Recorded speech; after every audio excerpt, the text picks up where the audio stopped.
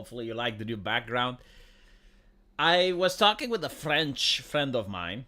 Yes, I am blessed with people from France, and you can be friendly with them. Apparently, now that the Olympics are over, the mayor of Paris has decided to shut down the air conditioning in the metro and public transport. And I asked him if he has like any proof of this, if he's got a newspaper article or anything, because this would be hilarious.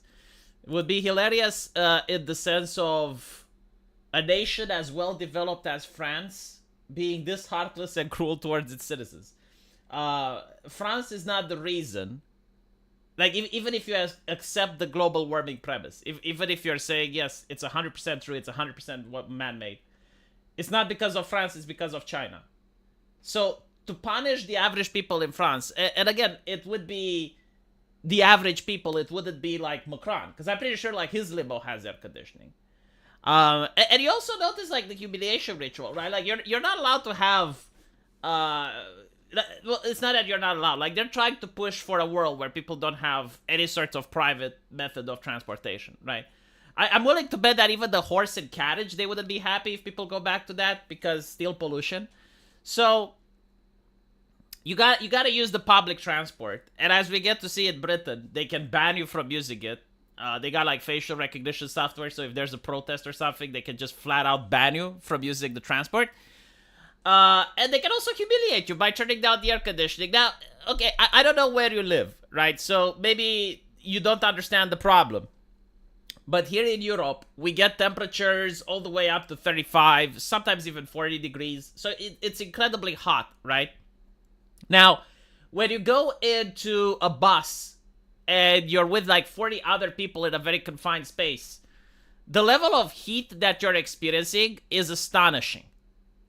Now, the metro is even worse. The metro is similar to an oven, chat.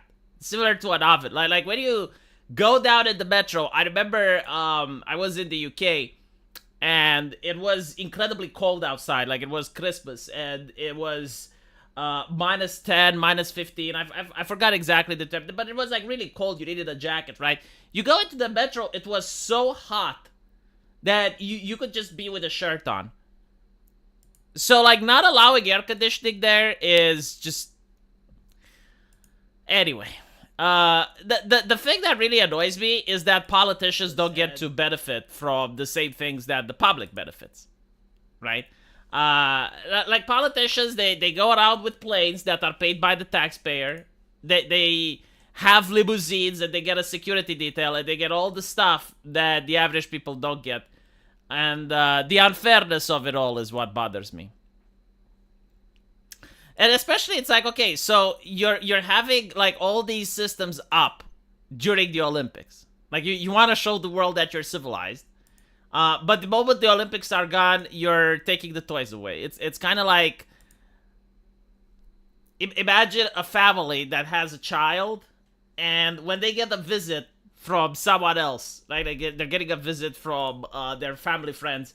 All of a sudden, they put all the toys away, and they're behaving like good, responsible parents, just so the other people can see. And when their kid lives, and they're alone with their child, they pack up all the toys, and they become the nasty parents, right? It's kind of like that. Actually, you know what? I remember even more vividly when I was in high school. You had, like, certain teachers that would tell you they have an inspection. So basically, now I understand what it was, because at the time I was too young to figure it out. But teachers, like, they have, like, various... in Romania, they have, like, various... how should I put it? Milestones in their career, right? So you're kind of like an assistant teacher, then you became like a teacher, and then you can become like an even higher. Like, there's multiple stages. There's kind of like levels, echelons that you can raise. And in order to pass one of these milestones, they had to take an exam, and they also had to prove that they know how to teach. So they would have like an inspection. Basically, like, someone from the government would come in and watch how they teach the class. And every single time we had an inspection, they would train us And they would be like, okay, well, we're going to do question and answers. We're going to work in groups. We're going to... all these fun activities. And I was always wondering, it's like, why can't we do this normally? Like, why can't we do this every time? And it's kind of like the same with France, right? Like, oh, you got people coming in. Well, here's your air conditioning, and here's your... yeah. Yeah, it's literally like when the Americans cleaned up San Francisco for the Chinese. It's literally like that. And to add insult to injury, they even said, yeah, we cleaned it up and we didn't have to spend a single dollar on it. In other words, like, they can always do it. It's just they choose not to. This place is too clean for a bridge troll. Look, man, I'm a clean person myself. Did I forget to close the... yeah, I forgot to close these. Like, when you're using the transparency thing, it's... yeah. There we go. I'm still getting used to it, chat. I'm still getting used to it. I'm looking at the ladder over here. You got like, beautiful flowers over here. Hey, I'm using what I got, okay? I'm using what I have. Maybe I'll make a bridge or something in the future. Something that makes more sense. But in the meantime, it's very beautiful to behold. It's good on the eye. Thank you for the greetings, Walter Williams. I appreciate it. Yeah, so basically in the UK, tensions are high. It seems that things are going down. Normalization is happening. I saw a police officer yesterday on Twitter saying that if you're in the UK and you even watched a riot, right? Like, you can't even see it. Again, like, I'm telling you, it's like CP, right? Like, they're treating it the same. Like, you can't watch it, you can't be near it, you can't see it, because you're going to get arrested. You're going to get your ass in jail for like 4 or 5 years. So basically the cop is saying, oh, if you saw it, it's fine. Like, we got facial recognition. If you think that you're safe, you're not. We will come after you. We will find you. We will, you know? They also, I understand, like, they allowed a couple of thousands of people to walk out of prisons because they were overcrowded. Well, I guess now they have room. I don't understand, like, this mentality is so Western. It is so American. The idea of accelerationism is my favorite take on the internet. I don't know who came up with it, but I want to shake that man's hand for misleading so many suckers. Like the ability to just bullshit like this and get people to believe your crap is amazing, right? So, like, what is accelerationism? Let's talk about it from an ideological point of view, because a lot of people believe in it. So the idea is that if society gets really bad, people will rise up, right? Like, this is what accelerationism is. So, like, if you fight against the authoritarianism, like, you're not going to stop it. But if you just encourage the authoritarianism, then eventually people will notice it's bad and they will rise up.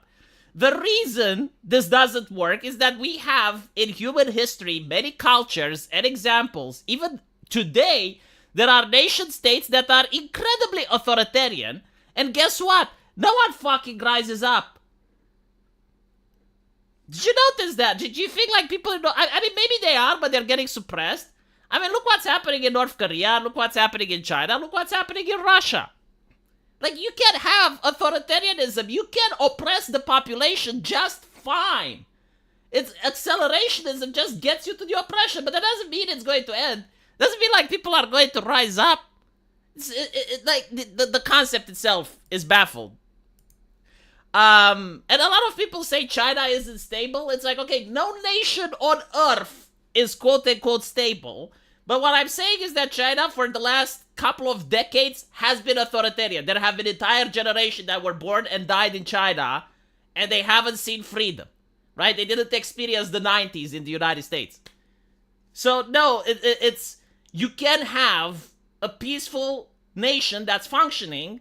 Of course, you can have riots and shit, but it can also be authoritarian. And when it comes to authoritarianism, the Chinese, I think they got it to an art form. Like, they don't even bother stopping protests, right? So, like, when people are protesting, they don't even bother going up with their own police in order to... No. They arrest the protesters during the night. So, whenever there's a protest, they usually arrest the leaders before they even get to the protest. They have got it down to such an art form that I'm pretty sure like people in the West are looking towards China, salivating and saying, "Can we have some of that here?" And then you have people on Twitter, "Accelerate, accelerate! Yes, we want that. Yes, yes, come on, do it." It's like, okay, you're going to get it. It's not even about bread and circus. No. Like people, there are two things that gets people to actually be upset, right? So the first, actually three things. Three things that get people to be upset. The first one is a foreign power. So like a foreign government is trying to destabilize things. And the reason it works is because they're funding it. They have like a system that they're organizing it. It's channeled, right? This is what Germany did to Russia. And it's why Russia had the Soviet Revolution, right? Like Germany actually supported Lenin. So when you have a foreign government doing this to another nation, right? Like you're organizing the rebellion, basically, then it works. The second thing, it's when people are hungry, right? Like if people genuinely feel as if their safety and the family safety is at risk, and there's no other option, like they know you're starving them, that's when they rise up, right? Like there's something about, there is even that saying that every society is like 3 meals away from rebellion, right? Which is true. Because again, like if people don't have any food, then they're desperate and they feel like they have nothing to lose. And the other one is if they're actually afraid for their children. But like this one isn't even that true, because you can have a war and people would send their children to fight gladly. Like in Russia, there are cases, there are articles where, you know, parents are encouraging the kids to sign up and go to war. And this was true also in the United States during World War II and so on and so forth. So like the one with the safety for kids, but like hunger and a foreign state, definitely.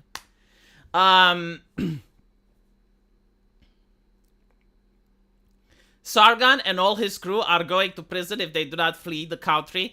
I don't think so. Like, not at this stage. Not at this stage. And I'll tell you why. There is still a thing called the international community. And the international community wants to maintain face, right? Like, people like to pretend that nothing has changed since the 90s. That the West still has the moral high ground because unlike China, unlike Russia, we still have freedoms and liberties and we champion human rights. So the international community does care about appearances. And oftentimes the appearances are violated, but they're not violated at a huge scale. Now, if you look at what's happening in the United Kingdom, there have been a couple of people arrested for Facebook posts. However, the people that got arrested for Facebook posts, they confessed. So what I think happened is that they got placed in a jail, right? Like the police came to their house in the middle of the night. They took them to the police station, very politely, very Britishy. And they were like, "Oh, kind sir, we are so disappointed over the fact that the courts are filled right now due to the riots, right? So it may take a while until you get your case. However, if you admit to your guilt, we can speed up the process. So if you say you're guilty, then we can speed it up." And a lot of people, you know, they're like, well, they did post it. So it's not like they can deny that they posted and they confessed, admitted they were guilty, and then they were probably surprised when a judge was throwing at them like 2 years, 3 years, like all these, right? So most of the people targeted, I mean, all the people targeted, it seems to have been in a way to send a message. And the judges themselves said that they're trying to send a message. I saw an old lady. I think she was like 45, maybe 50, right? Another chap with disabilities. Another guy that had cancer. Like these were individuals that weren't like the type of people you'd expect you'd see at a riot, right? Like these were like just average folks, like day-to-day people that were being cheeky little shits online. Like one guy tweeted some emojis, another guy just pasted what someone else posted in order to show that he's not going to go to prison. Spoiler alert, he did. So they try to get people that are as I mentioned, average faces, basically, in order to dissuade the public from posting on social media. Like, what they want is for people to not share any information regarding the civil unrest at all, right? So, like, they don't want any footage, they don't want any filming. The only people allowed to film should be the BBC and the Guardian, and they should also tell you what to think about the narrative. Like, they do not want the actual people on the ground to have any sort of footage. Now, when it comes to people like Carl Benjamin, like it or not, he is a journalist, right? Now, he's not a journalist in the sense of finishing journalism school, but he owns a media company. Not a big one, but it is a media company. And if the government goes and starts arresting people from a media company, then it looks really bad for the international community. It looks really bad. It's not that they wouldn't do it, but I don't think they want to do it yet, right? Like, this is something that they're saving for more darker days. But right now, right? Now, what they can do, and I told this to Sargon, because he's like, well, I do not support the riot, so it's fine. It's like, no, you don't understand. The problem with the government isn't, are you supporting the riots, yes or no? The problem with the government is like, who is causing issues for us? Who's being problematic? And what can we find against him? So, like, if the government targets you personally, then they will try to find anything against you. Any technicality, anything that they can, they will find and use against you. So it's not like, oh, did I do something wrong? Any person does something wrong. Maybe you have an illegal copy of Windows. I don't fucking know. But they will find it if you did.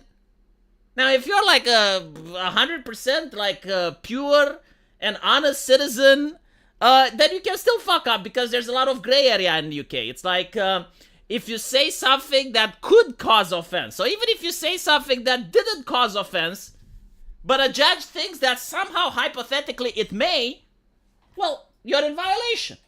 I mean, who would have think that, seriously, like 5 years ago, who would have even thought that Count Dankula raising his hand and teaching the pug to do the same thing would be constituting a crime?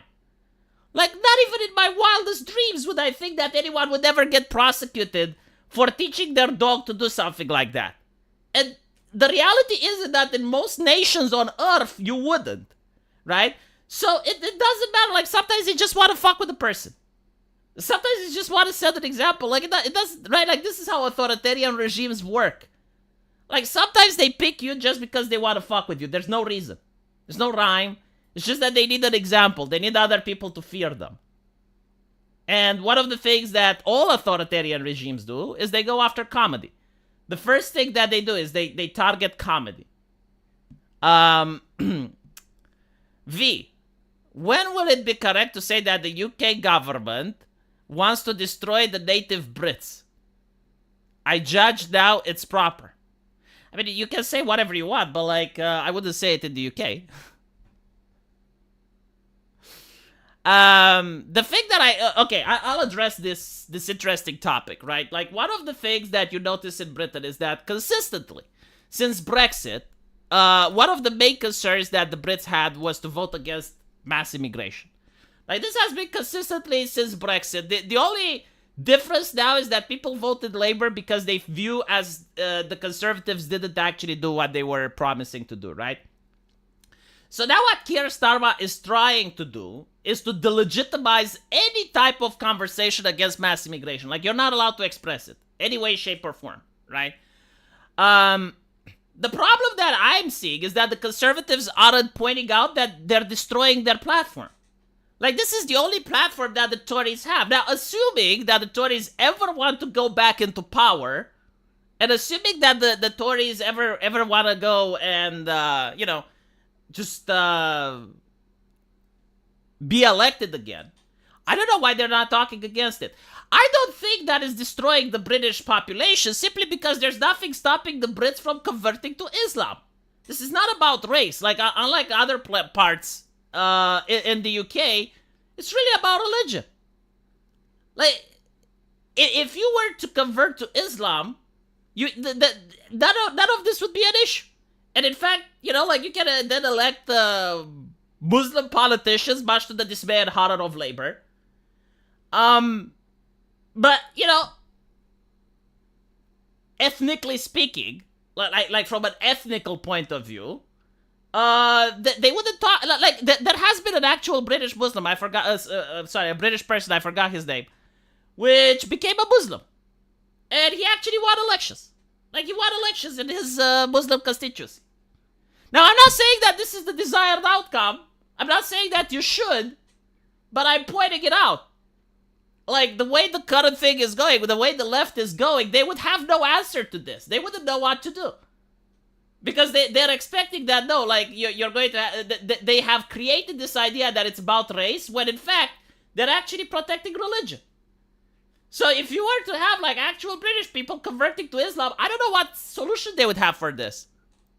I generally don't know. Like they because either they would then start to have to apply the same laws to everyone, or they would have to lose the elections. Because, like, if everyone is Muslim, they would be like, well, I'm not voting Labour because this guy is haram. I need to vote someone that's halal. So that's my observation from the outside. Again, like, preferably, it wouldn't have come to this point. And I generally don't know any other solution.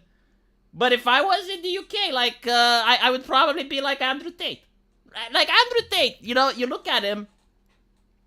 And when I say like Andrew Tate, I mean in the fact that he converted to Islam, not that I would drive Bugattis and start, what do you call what he did? Only cam girls and, no. I would just probably, like, think about, I would seriously think, I'm not joking, I would seriously consider converting to Islam if I was in Britain, because there's just two chances now, right? You're either with the allies cult, the cult of allies, or you're with Islam. And if those are the two choices, I don't know. This is about race too. The local ethnicities are being told to abort and have no kids, while brown and blacks are forced into the UK's confines to mass reproduce. I guarantee to you, if everyone were to convert to Islam, they wouldn't be able to say that because it would be Islamophobic. Right? Like, it would be viewed like telling Muslims not to have kids. But yeah, it is what it is. Now, the reason that they're doing this is because they want to maintain power and they want to sow discord. It's what communists do all the time. Like, they will pick something. It doesn't matter what.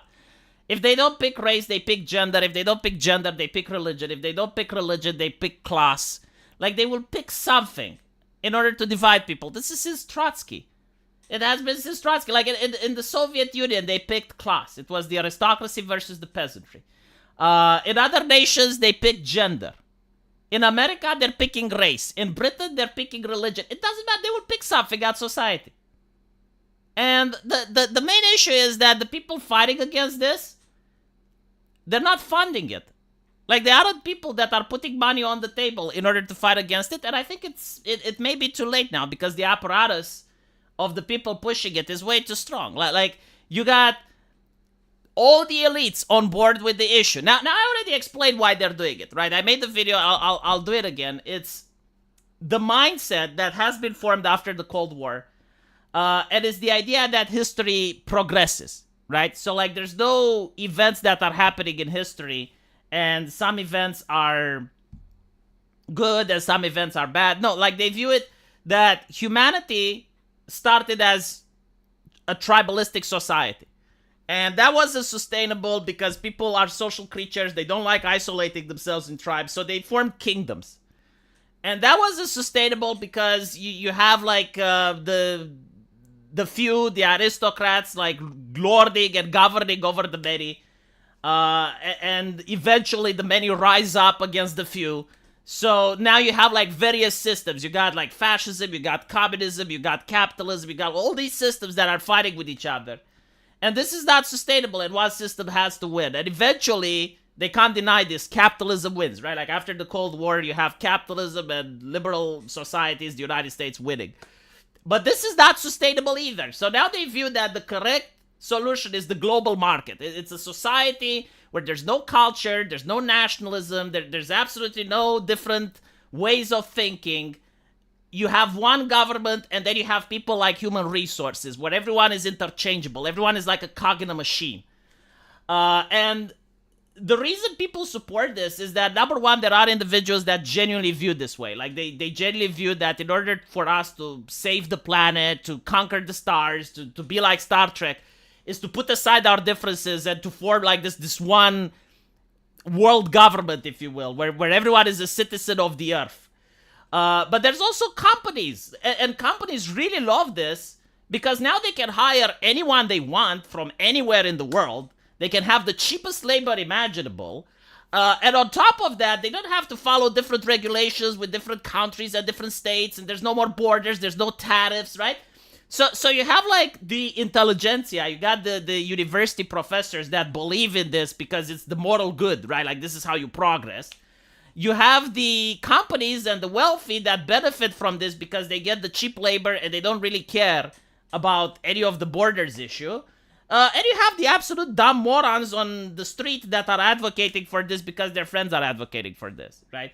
So, when you're saying that this is about race or whatever, you need to understand that the people who are pushing for this have fundamental different views of society that you do, right? So, like, this is why the left and the right are in such a divide right now, because they can't even agree where the north is. So a person like myself, and by the way, when you say right, like, there's different people on the right. Like for instance, what I care the most is about myself and my family. Like, as long as I can protect myself and my family, I generally don't care about what's happening outside, right? So just leave me the fuck alone. That's my ideology, right? Just leave me alone. I know how to protect myself. I know how to protect my family. Like, even if I was in London, as long as I was able to have guns, I wouldn't give a fuck, right? But that's the problem. I'm not left alone. So I need to start getting involved. Now, people like myself usually care about their community. So what I care about is having good neighbors. Like, if my house burns down, I want to know that my neighbors are going to come up with a bucket of water before the firefighters arrive. I will behave the same. Like, if you're my neighbor and your house is on fire, I too will go in the middle of the night with a bucket of water until the firefighters arrive. I care about my family. I care about the place I grew up in. And this is what's important to me, right? A liberal doesn't think like this. A liberal only cares about wealth, usually, and climbing the social ladder in companies. So for a liberal, it doesn't matter if they're in Romania, if they're in France, if they're in Spain, if they're in the UK. Like, they're a citizen of the world. They like to travel. And they also like to mingle with other people, right? Like for them, mingling with a foreigner is actually cathartic, right? So usually, like, they may even have like certain disdain towards their nation state because their parents were too authoritarian, because their parents were too controlling. Like, I noticed that most liberals are like this. They had parents that were extremely helicopter parents. Like they were like telling them, no, you're going to go to Sunday church every day. You're going to praise to Jesus. You're not going to watch these cartoons because they're violent. You're not going to listen to heavy metal because it's the music of the devil. Like this is the recipe of creating a liberal. Like, funnily enough, it's not the indoctrination. What most liberals are finding out with horror and dismay is that they have like all these school programs in indoctrinating people into the LGBTs, and it's not working. In fact, it's the opposite. Like, kids are now hating it, right? So if you want to create a liberal, be as strict as humanly possible with them. Like, discipline them exactly the way that the military will drill them, right? And then you're going to get liberals. Obviously, this doesn't mean that you should allow your kid to do everything. But there is a difference between, like, having rules and being strict to the level of unreasonableness, right? Where you're not allowing them to do anything that they want. And you're like, no, this is what you're going to do. This is the schedule, this, right? So most of the liberals that I know, they hate their parents and they hate the nation where they grew up in. So they travel around the world and they go in a place, they extract the wealth from there. Like, they get, you know, a lot of money and resources from whatever they went to. And if things go bad, they just leave, right? So the Zuckerbergs of the world, they don't care if society becomes bad because, like, they can just leave, right? They buy a plane ticket and, oh, it's getting bad in the United States. That's okay. Like, they fly to Switzerland. Oh, it's getting bad in Ukraine. Oh, they just fly somewhere else. They don't give a shit, right? So, like, trying to reason with individuals that have, like, completely different ideology and completely different mindset is impossible. Globalists hate Christianity, but demand Islam to take over whatever land they shove themselves in. Globalism is just a self-destructing mechanism to destroy the West over pipe dreams. Yeah, no, I can't argue with that. I mean, it's self-evident that they don't like Christianity, but the interesting thing is that Christianity doesn't like Christianity. Look at the Pope, right? Like, the Pope, during the Cold War, he was like, I don't know if I should say it, but he was like the cheeky little shits YouTubers, you know? Like, you would have, like, the Soviet Union come up with their morality and come up with their talking points. And the Pope back then would be like, no, this is wrong, here's why. And he would instruct the priests to actually deconvert people from communism, because there was also the Cold War, the conflict itself, but there was also the cultural conflict where people, like, genuinely were making arguments for communism. And the Pope would instruct its bishops, and the bishops would instruct its priests, so that when you go to church, they would be like, okay, so I saw this on television, and this guy was saying such and such, but it's not correct because this and this and this, and they would provide the arguments, right? So people would go to church and they would be deconverted from this thinking. The current Pope not only doesn't do any of this, the current Pope is on board with all of the Democrat talking points, except for abortion, which obviously he can't be because then he would cause a schism in the church. So when it comes to environmentalism, he's on board. When it comes to criticizing countries, he criticized Donald Trump. So he criticized America, doesn't criticize China, doesn't criticize the Middle East, actually supports more refugees, right? Just not in the Vatican, I think. So, yeah, like when you say that, people hate Christianity, I think Christianity has a problem. And Catholicism especially, because Orthodox Christianity doesn't, which is probably why Eastern Europe is not like this. Because most priests here actually speak against that shit. Yeah, like, you got priests here in their own church, and they're like, oh, feminism, yeah, that's not good. I actually went to a church, the one that officiated the marriage with my wife, and I found out that the priest there has a YouTube channel. And he was talking about feminism. He was like Sargon of Akkad in 2016 with all the talking points. And he would say it in a way that's religious, like he would add spirituality in it, but it was like for the common people, and he does the same shit in church. It's not just feminism, it's almost all of the leftist talking points, right? And they're explaining it in a very politically correct way, just like Jordan Peterson. Like, you can't really go after them, because a lot of people forget that priests are actually educated people. They did do a university. Like, even if you don't believe in Jesus, you still need to understand that not everyone can be a priest, right? Like, to get the attention of the masses, to have the charisma required in order to preach to people is something that is like a gift. Not every person can do it. And most of the students that finish the theology university, they have that gift. So they're actually really good at deconverting people from leftist ideology and bringing them back into the fold. It's actually their job. It's literally what they're paid to do.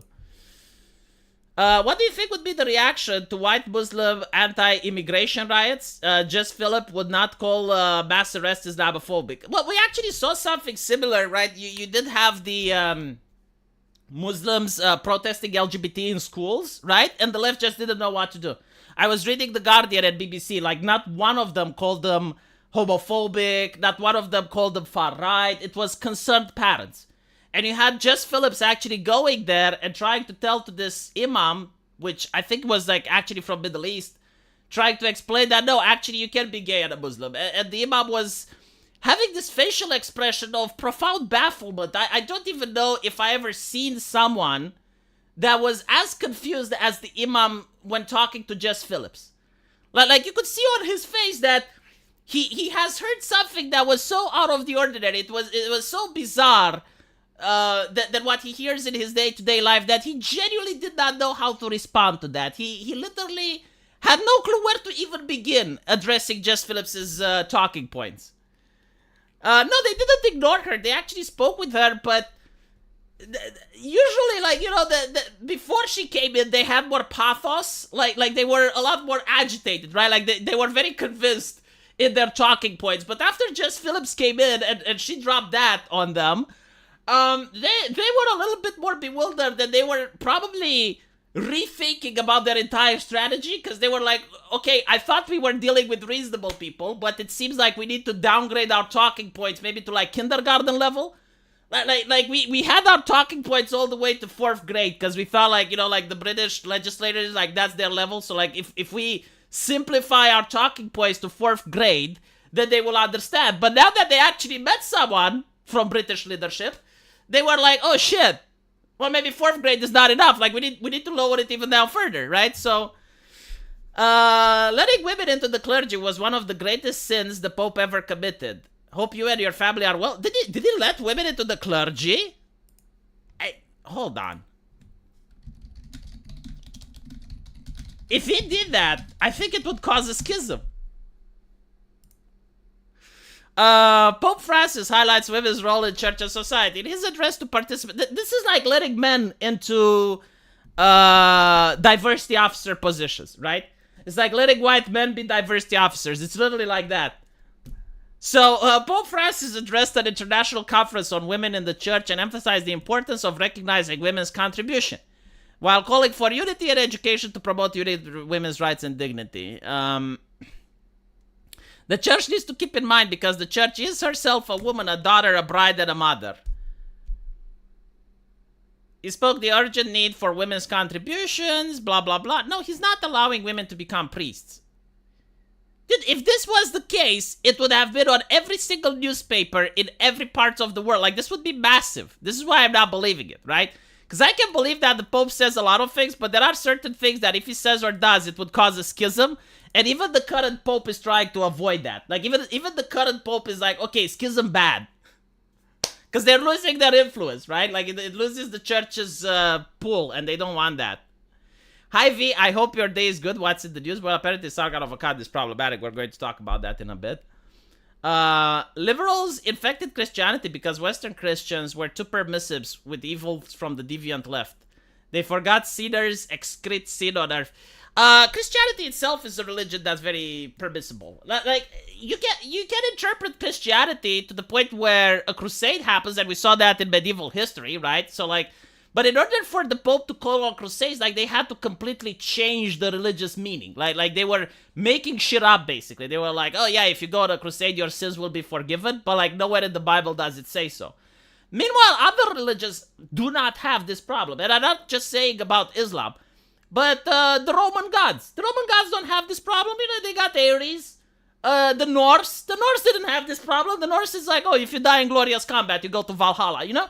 So, like, other religions are a lot stronger than Christianity when it comes to, like, creating conflict. Christianity is the best religion if everyone believes in it, right? So, like, if you live in a community and everyone is a Christian, then it is probably one of the most safest and best places to be. Because a lot of people are afraid of committing sin because they think God is watching. It's kind of like having a video camera on you 24/7. So it's a lot better than living in, you know, a society like... dominated by the Norse ideology. But Christianity as itself, yeah, it's very easy to fall victim to subversion. They're not liberal, call them leftists. Yeah, it's true. Most of what you describe, I remember seeing with people my age in the post 9/11, so I'm not shocked. Yeah, no, it's true. Like most of the liberals, especially like the most radical liberals, they come from families that were too conservative. And I think the opposite is true. If you have a family that's too liberal, the son becomes conservative. It's part of the rebellious nature of teenagers to a certain degree. Like, they just do not like things that don't make sense, right? So, like, if you tell a teenager, don't watch Dragon Ball because it's violent and it will destroy your mind, and the teenager does watch Dragon Ball, and he believes that it didn't destroy his mind, then he's going to lose respect for you, right? Like, from the point of view of a teenager, it's like, if you tell me not to do something, and you're giving me a reason, and I do it, and the reason didn't happen instantaneously, then you're lying to me. And they already think you're lying to them because you lied about Santa and the fairy tooth godmother. So, like, why wouldn't you lie about something else? Let me see if I missed a super chat. Will Mr. Medicare outlive even Sargon? Oof. It's a tough question. I saw Jim's medical records, and they're pretty bad. Like seriously, if you watch that stream where he talks about his medical record, they're pretty bad. Like the fact that he is alive and he's still streaming is quite an achievement. Despite my nature with him, I don't wish him ill. So actually, I don't wish anyone ill. You know, like Susan Wojcicki passed away, and I didn't wish her ill. This is actually weird. Like a lot of Christians, because I'm not a Christian, like that's the thing. But like a lot of Christian, when I don't get upset at people, when I don't get angry at people, they're getting angry at me, and I'm like, well, didn't your religion teach about forgiveness and shit? It's just like an observation, you know, because it's usually the Christians that are upset. It's like, well, how can you like this person? Why do you still talk with this person? Why do you? It's like, well, I don't even know how to say. I just don't find the hatred in my heart. Let me put it this way. You know, like, even with Dev, like, people are asking me, it's like, why do you still talk with Dev? It's like, I just find it hard to hate people. It's what it is. It's not like I'm plotting or anything. It's just like, I don't like hating people. If I can choose to go through life without hating a person, I will do it. Like, I don't like getting the negative energy. It's just that simple. And for some reason, people get really upset when I say that.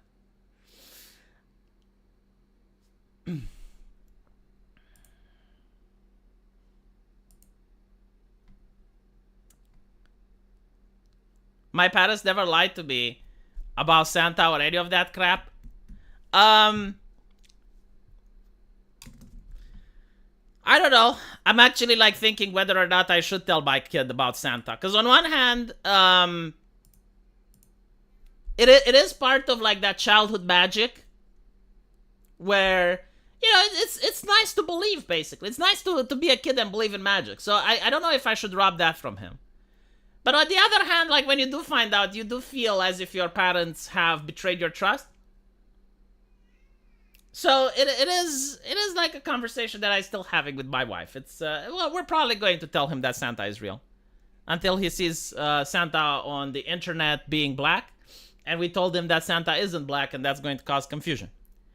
Maybe we can tell him that there's more than one Santa. Like there's an army of Santas. Who knows? I mean, I can still modify the lore and mythos, right? I don't consider it lying about Santa is magical. Yeah, it is. Like, when you're a kid, it is magical. But, like, it depends on the kid. Like, some kids felt really betrayed when they found out. I felt betrayed when I found out. Because I didn't think, like, my parents would lie to me. And despite the fact that I understood why they did it, it still felt like a betrayal. It was, like, top 10 anime betrayals for me. I didn't lie to my kids about Santa. My wife is still pissed. Yeah. Or when he sees the movie Bad Santa. Oh, I guess I need to ban that content, right? I love believing in Santa. My children loved it, and we never got angry when they found out the truth. In a way, you can rationalize it, and you can point out, like, see, some things in life, authority tells you that they are what they are, but, like, you need to figure it out for yourself. And I'm glad you did, son. I'm glad you finally figured it out. Like, you used your common sense and skepticism, and you debunked authority. No, but like what I do want to teach my kid, and this is something that I would encourage other people to do. If you want to give them, like, I don't know, pocket money, right? So like you give them like $100 for the month. I think like this is something very important, to actually give the kids money for like the allowance for a month rather than a week, so that they can learn how to spend their finances, basically, right? So like every month you give them like a fixed finance of whatever is in your country that you consider acceptable, so that they can buy lunch food from the cafeteria, so that they can pay for stuff they want, you know. And one of the things that I will do is, like, let's say if I want to give him $100, I will give him $150, and then I'll tell him to pay those $50 as taxes to the mother. It's like the government takes these taxes, my child. Right? So, like, your mom is the government, and she needs taxation. I guarantee you do this, your son is never going to become a leftist. Like, he will hate the left. But it will be literally like that. You get $150, you need to give $50 in taxes to your mom. And if he doesn't, like, you also allow him. You must not force him, right? And if he doesn't, you take away his PlayStation. And he says, well, mom, had to garnish the PlayStation. She had to sell the PlayStation in order to get the taxes because you refuse to give it, right? So like if you refuse to give it, that's the consequences. You need to do this to the kid. Oh, don't do that to your wife, it's fine. We'll do it the other way around. Like she will give him money and I will be the government taking the cash away from him. Seriously, it is the only way that you can fight against the school indoctrination. Because then there is nothing that the teacher can say or do which is going to convince your kid that socialism is good. Like, they will despise the thing from the day one. And if you want to be really sadistic about it, also, like, increase the taxes gradually, right? You're basically, like, starting him off with $150 and you let him keep it. But then you're like, you know what? Taxation is a thing, right? So, like, we need to start doing taxes now. No, it's fine. I don't blame the mom. Like, we can do it the other way around. I can get the taxes. I'll talk to her. I'll be like, okay, so do you want the $50 or do I get the $50? Which one of us gets the $50?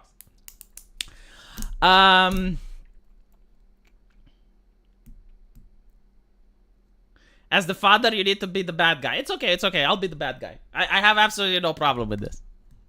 Like, when it comes to playing the government, I will in fact enjoy it. It's definitely the best thing ever. Santa is a being of the warp. Well, he is. What do you mean, that poor kid?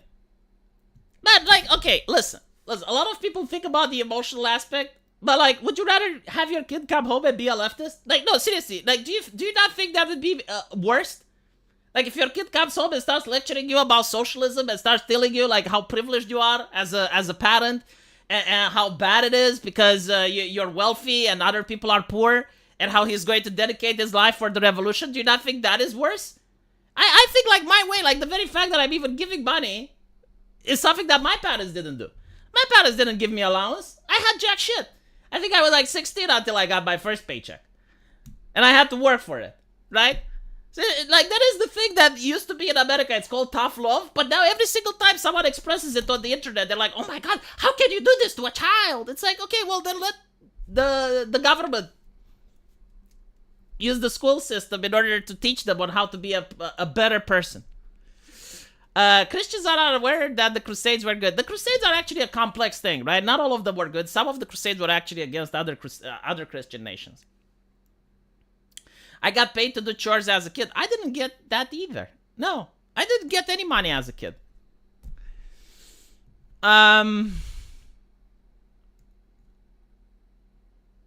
V, you can start even younger with taxation of snacks. No, because like the purpose of this is not to actually punish the kid, right? Like you're not sadistic. You don't want the kid to suffer, and he's not going to suffer. He's getting $100. You know what the fuck? It's to get the idea on why taxation is bad. Like, you're trying to teach the kid a lesson. Now, are there other ways to teach him a lesson? Yes, but I don't know of any. I thought about this, and I think it's quite well. Because what I did notice is that a lot of people are incredibly left-leaning. You know, a lot of people are very, very left-leaning until they open a business. And the moment they open a business, the moment they actually have to pay taxes, the moment they earn money and they see the government taking them away, oh, they become right-wingers. Oh, now all of a sudden, the best example are the OnlyFans girls, right? So the OnlyFans girls, there were a lot back in the day, and they were making money hands over fist. Like the first ladies that got into OnlyFans, they were making a lot of cash. Like, now it's a lot more difficult because of the competition. But back in the day, some of them became millionaires overnight, right? So, like, you have a girl that is unemployed, and all of a sudden, she's a millionaire, right? Like, imagine the hubris, imagine the arrogance, imagine, like, she thinks that she's the hot shit. So she thought she's the hot shit and goes online and starts bragging about not paying taxes to Uncle Sam. Do you guys remember that? Because it was like a lot of ladies just going online and saying, yeah, I don't pay taxes, and only idiots pay taxes. And you look through their timeline, and all of them are incredibly left-leaning. All of them are feminist supporting. They're left-leaning as fuck. They're supporting all of these leftist causes, right? So what happens is that people did the thought audit. That's what it was called. It was basically like reporting to the IRS. All these ladies that they themselves would go on social media and brag about not paying taxes. Now, I did actually follow this through. I was very interested about what would happen. Do you know what happened? A lot of them, all of a sudden, right-wing talking points. Oh, now they're talking about intellectual property. Oh, they're talking about theft. Oh, they don't like taxes. Oh, not all of them like tax is bad. See, like sometimes you learn stuff from anime. Like Uzumaki Naruto taught me something much better than the church, something much better than the Matt Walsh. All the right-wingers from America struggling to instill values in me have failed to instill as much as Uzumaki Naruto did. Uzumaki Naruto had this character called Pain. And Pain was saying, yeah, like people need to feel the suffering so that they can understand. And it is absolutely fucking true. Yeah, like without that level of suffering, without suffering, you're not going to relate. You're not going to empathize. Because you're a millionaire, right? So who cares if more people pay tax? You're not paying. Oh, now you're paying? Oh, you know what? Like, yeah, no, I can see. Yeah, I can see why taxation is theft. Yeah, no, it's...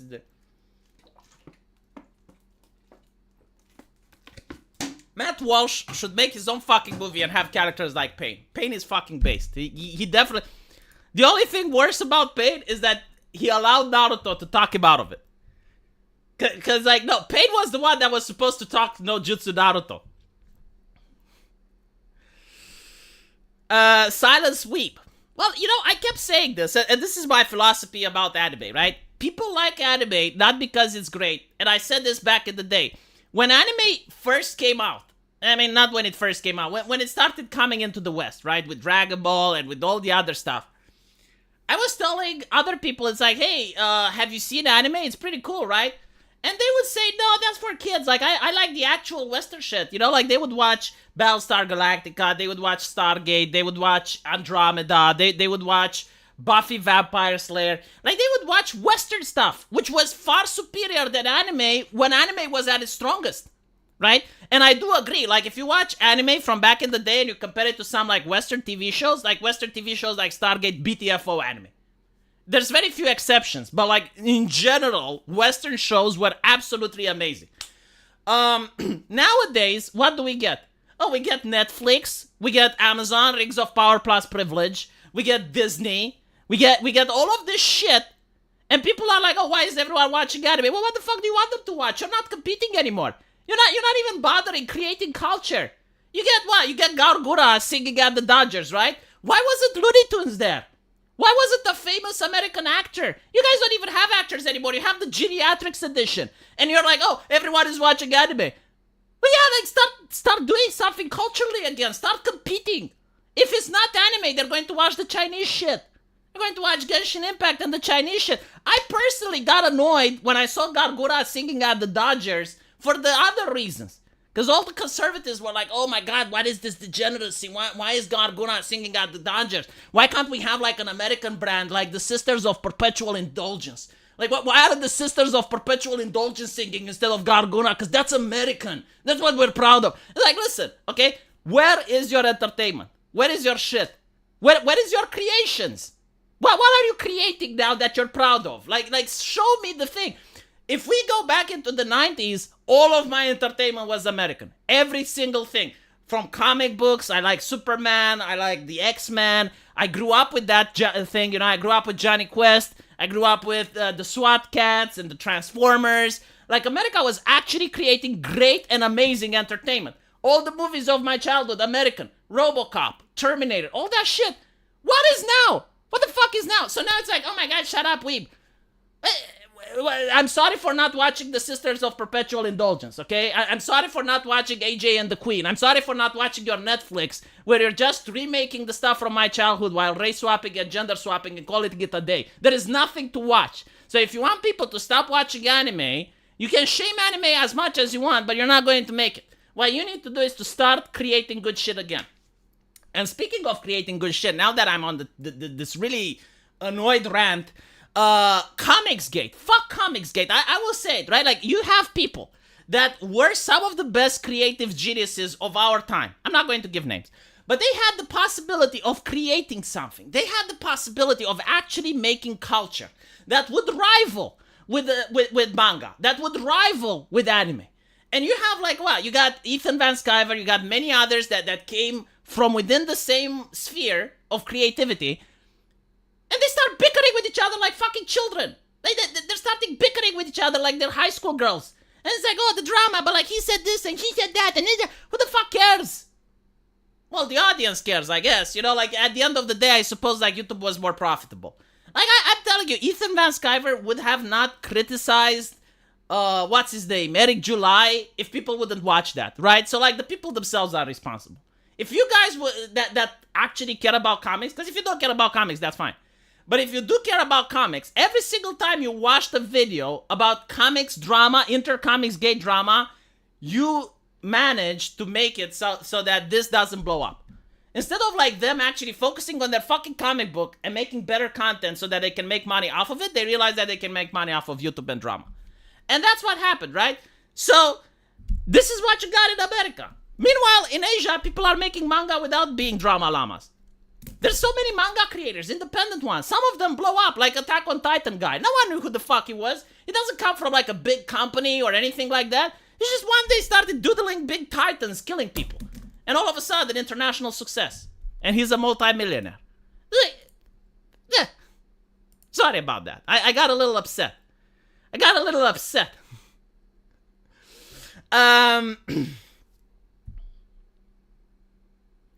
Of course, BlackRock is going after HoloLive. You need to understand, BlackRock is like vampiric capitalism. Like anything that's popular, BlackRock will get into, right? The reason BlackRock is going into HoloLive is because HoloLive is popular. If I were to make something today which becomes popular, BlackRock will eventually have a stake in it.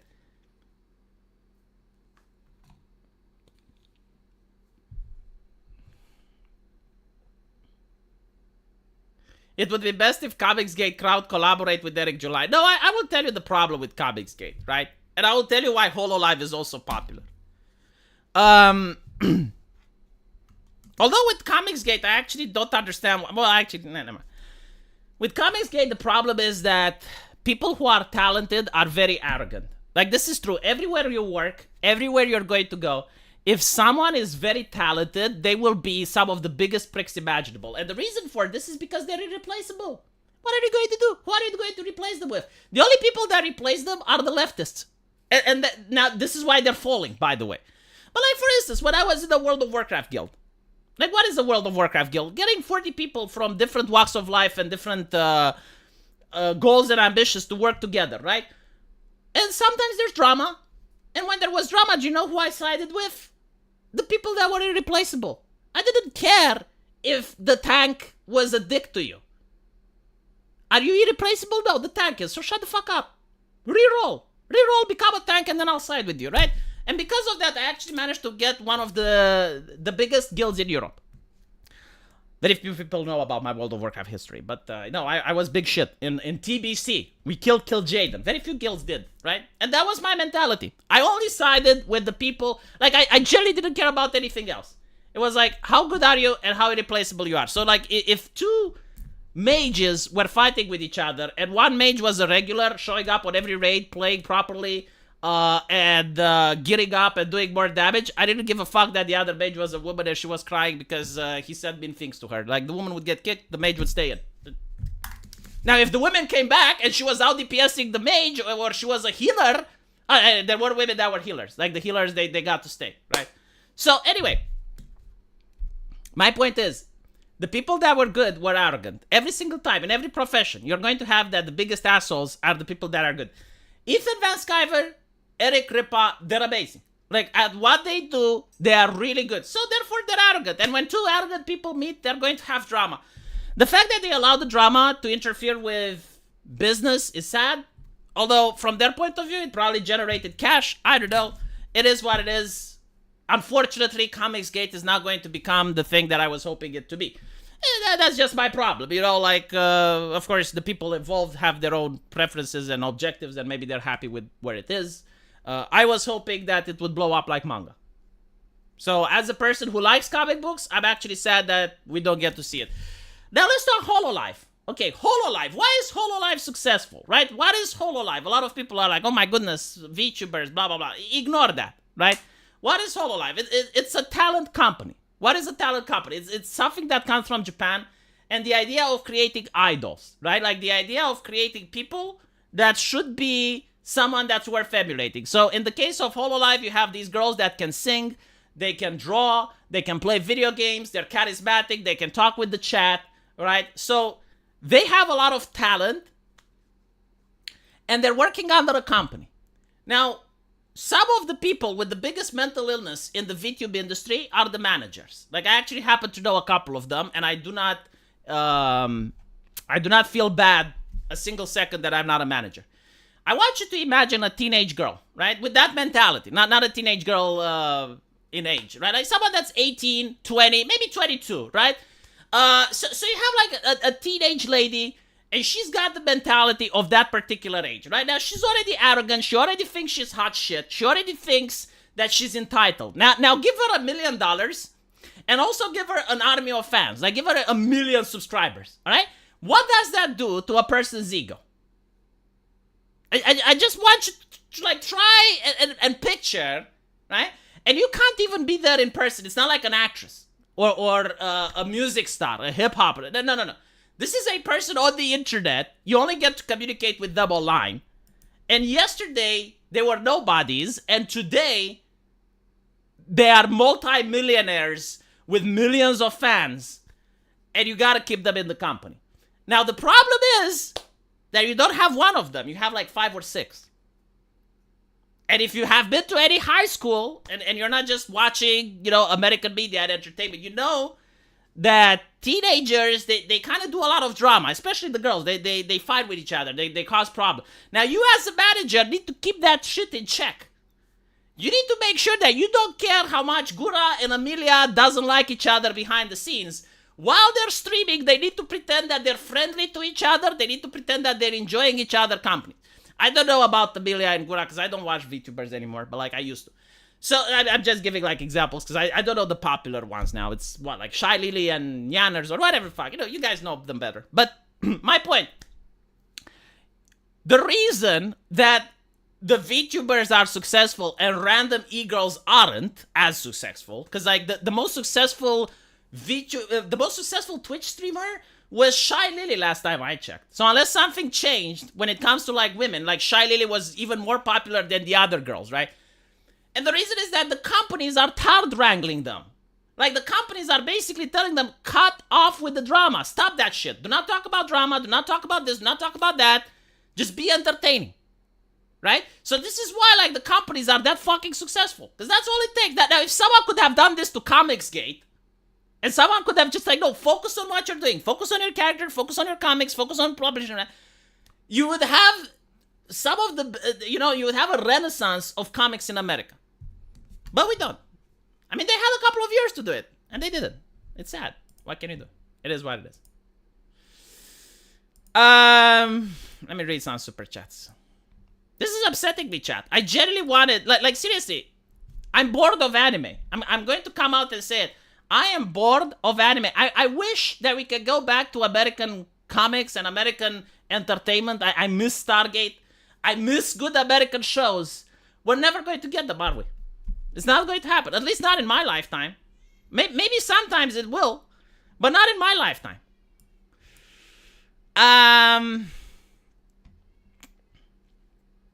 If I have kids, they're going to know what libertarianism is through progressive taxation on allowance. Yes. Also, me, son, don't touch that, or I'll whoop you, son. Touches it, me proceeds to take off the belt. Goodness gracious. I actually grew with the belt, as most Eastern Europeans kids have. And I don't think that the belt should be used. Now, there are certain situations, like let's say your kid does drugs, and you tell him not to, and he still does drugs. Now, the solution is going to be either he ends up in prison, or I don't know, chat. I don't know. What is the solution? Because like, see, this is what I ask, like, some people where it's like, well, again, like, we grew up under the belt, and people say, well, the belt should never be the answer. And I agree, it should never be the answer. But, like, what if your kid does drugs, and he just doesn't listen? And you catch him stealing money from mommy's purse. Like, what then? I guess, like, the solution would be to call the cops, right? That is the only solution left. And I saw this in the United States, right?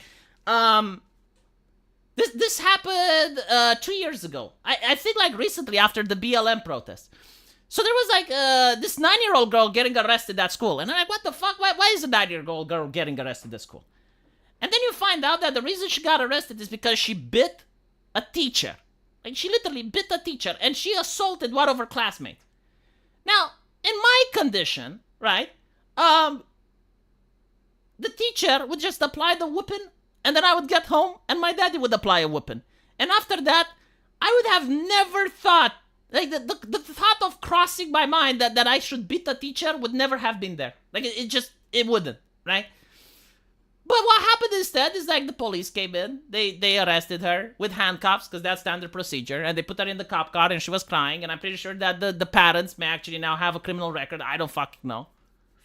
But that's civilized, right? Like, that's the proper education, I suppose. Now, liberals say, well, it shouldn't get to that point, and I agree. But what if it does? What do you do then? And they don't have an answer. They're like, well, okay, then call the cops. That's the only solution, right? Like, yeah, call the cops, and hopefully that they're going to learn that way. I mean, maybe that is what they learn, right? Like, they at the age of 9, they get to see the inside of a prison cell, and they get to see the other convicts, and they're like, okay, well, maybe I shouldn't do crime again. Maybe that's enough to scare them straight. I don't know. There was actually a TV show called Scare Them Straight. Apparently it worked for some, so maybe that is the solution.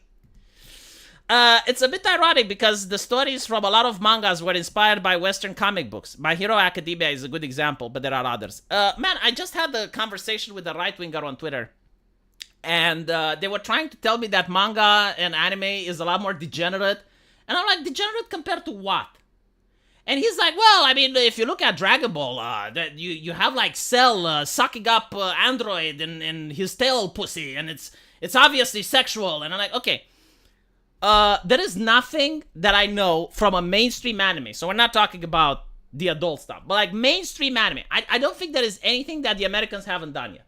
And it's like, what do you mean? Well, if you just say, okay, so like Cell sucking up Android is bad. All right, we got Anaconda, that was made in the United States, and we also have The Blob that was made in the United States. Right? Like, both of those are more vile than the scene that you described in Dragon Ball.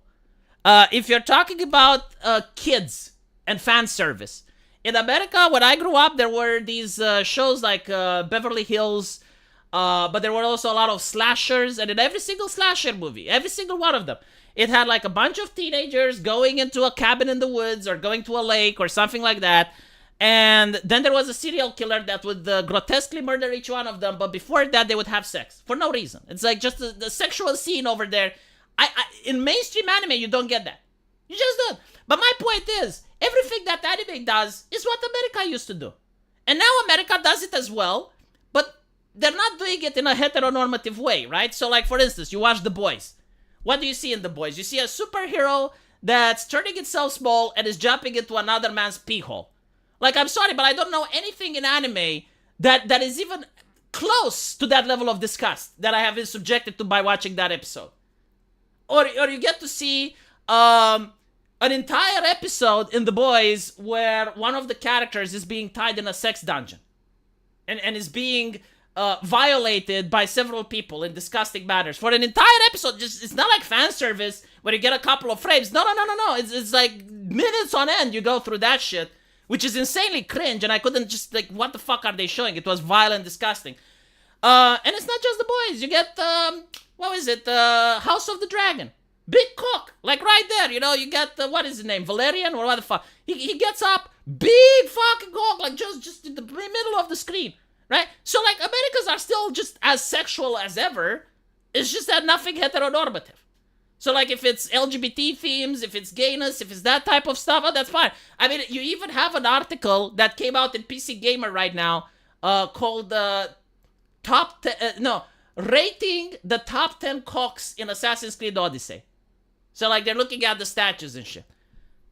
Like, please spare me. Please spare me. You know, it's like, okay, I get it that you don't like degeneracy, but I just find it weird that you don't go after hip-hop.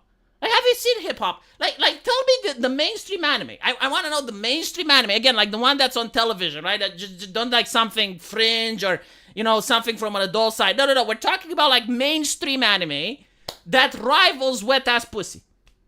Which one is it? Which one is it? Like, come on, tell me. Because that was on YouTube, on the top search engine, to the point where Belle Delphine decided to troll that music video by recreating it. Guess what happened? Her channel gets banned. And of course it did. Until she had to point out, oh, well, actually I recreated that. And then they went like, oh shit, okay, well, we didn't know. So yeah, I don't know. I don't know. Like, people are saying anime is polluting the minds of the youth. Like, okay, sure. What should they watch? Good old American classics? Spare me. It's a bit ironic because the stories from a lot of... I read this one. Might as well shill. Guys, we are working on a manga called We're Fighting For. Yeah, American Outlier is a manga creator. He's making a manga. I defended you. I defended you, American Outlier.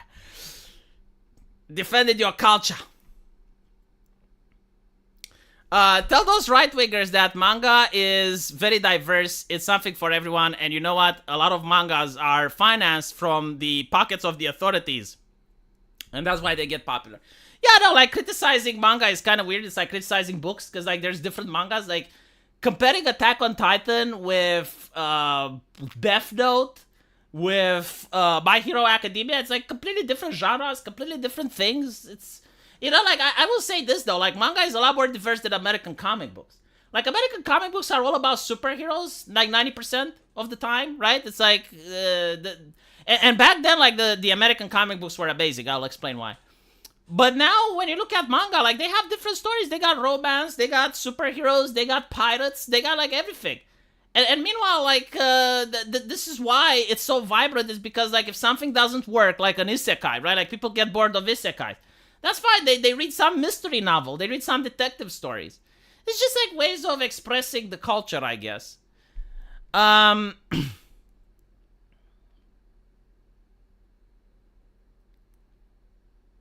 Remember, our side of the globe made cooties. Oh, there are movies that the French... this is, like, cooties is French, right? I think, like, they actually got in trouble with the Texas lawmakers, which they should, by the way. Like, when you Cooties, the movie, wasn't the problem. When you look at behind the scenes, that's the problem. Like, apparently the director, if I remember correctly, they had to watch over 100 girls twerk in order to select the ones for the cast. I don't know how the fuck that was allowed. I generally don't, but, like, maybe, like, France has different rules. I don't fucking know. But there are other movies that are also from the West, and I would never say that any type of anime is as gross or vile, like the Human Centipede, right? Now the thing is, I'm not against these movies. I'm not against them. It's like, as long... Well, I'm against cooties, though. Like, cooties is, like, where I draw the line. Like, cooties is no. But, like, all the other ones, like the Human Centipede and other shit that Americans did, which was also done to shock, like, that's the purpose, right? Like, you're doing it to shock. I think, like, one of them was Cannibal Island or something. I'm fine with it. Right? Like, art should be shocking, right? I personally wouldn't recommend it to other people. And I actually regret watching The Human Centipede. It's something that... Because at the time, I didn't know what the fuck I'm watching, right? I didn't read a review. It was like a friend of mine. Hey, do you want to come and watch a scary movie? I'm like, yes. And then I'm watching the scary movie. And as the movie goes on, I'm like, what the there was a lot of grotesque art. And I do think, like, for adults, it has a place. Yeah, I'm sorry. I don't think that human creativity should be barred. Except, you know, other common sense. Again, cootie is definitely no. I think the Texas authorities are right. I actually didn't know what happened with that lawsuit. I should have to check. But it's interesting to see, like, okay, compared to anime, like, what exactly can you think of a mainstream anime that's worse than The Human Centipede? And there's, like, things that are less shocking than cooties, but still bad. Like, there is, if you go on Netflix, oh my fucking god. Like, there are so many shows. AJ and the Queen. Go look it up. It was on Netflix, right? And they get away with so much shit, and they're real live actors. Like, we're not talking about drawings or... No, real live actors. Like, actual kids being asked to play in these roles. The Human Centipede is Dutch. I take it back. If the Human Centipede is Dutch, I take it back. Let me think what Americans did, right? I think they did a movie which had the best special effects to the point where they actually got, like, the movie makers actually got called by the authorities to provide the explanation because they thought that they actually killed someone on the set. But no, like they just had really amazing special effects. The Cannibal, not the Cannibal Hills, Cannibal Island, I think it was called. So it was about the, like this is back in the day. And there's like this new director, and he makes a horror movie, a slasher, about a couple of people getting shipwrecked on a cannibal island. And apparently, like, the effects were that gory and that well done that the authorities thought that they actually committed a murder and they filmed it. So they wanted to investigate, and they found out, no, like, they just had the best special effects. Made in Abyss? I have only seen one episode in Made in Abyss, and it bored the living shit out of me, so I decided not to watch it.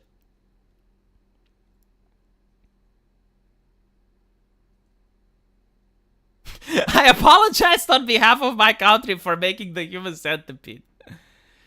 Cannibal Holocaust was Italian? Oh, fuck off. Okay, right, hold on. There must be something that the Americans made.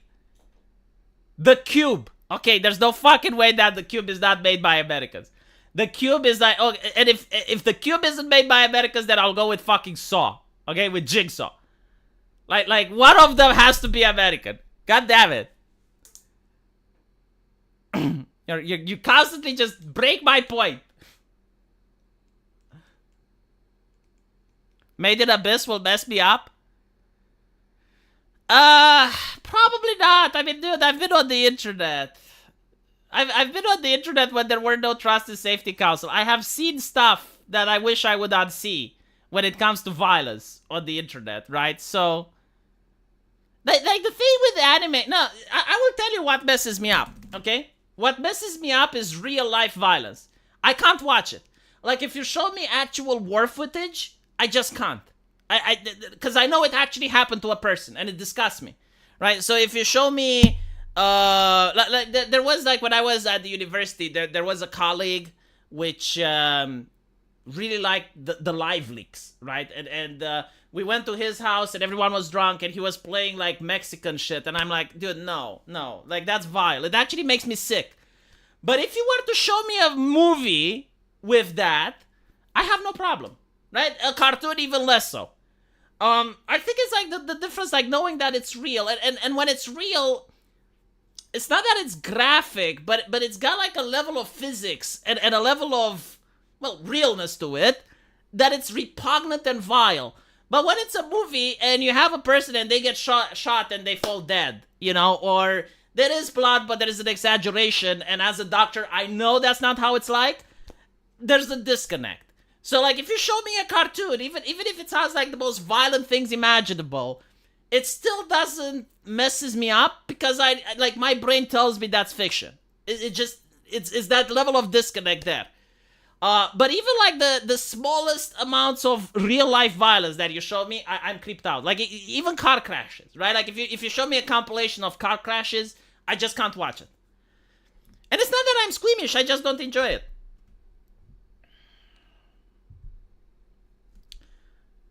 What happened to yesterday's stream? I played some Disney songs in it by accident, and I don't want to get a copyright strike. It was with Snow White. And Disney is very copyright strikey when it comes to Snow White now. They don't like people complaining about it.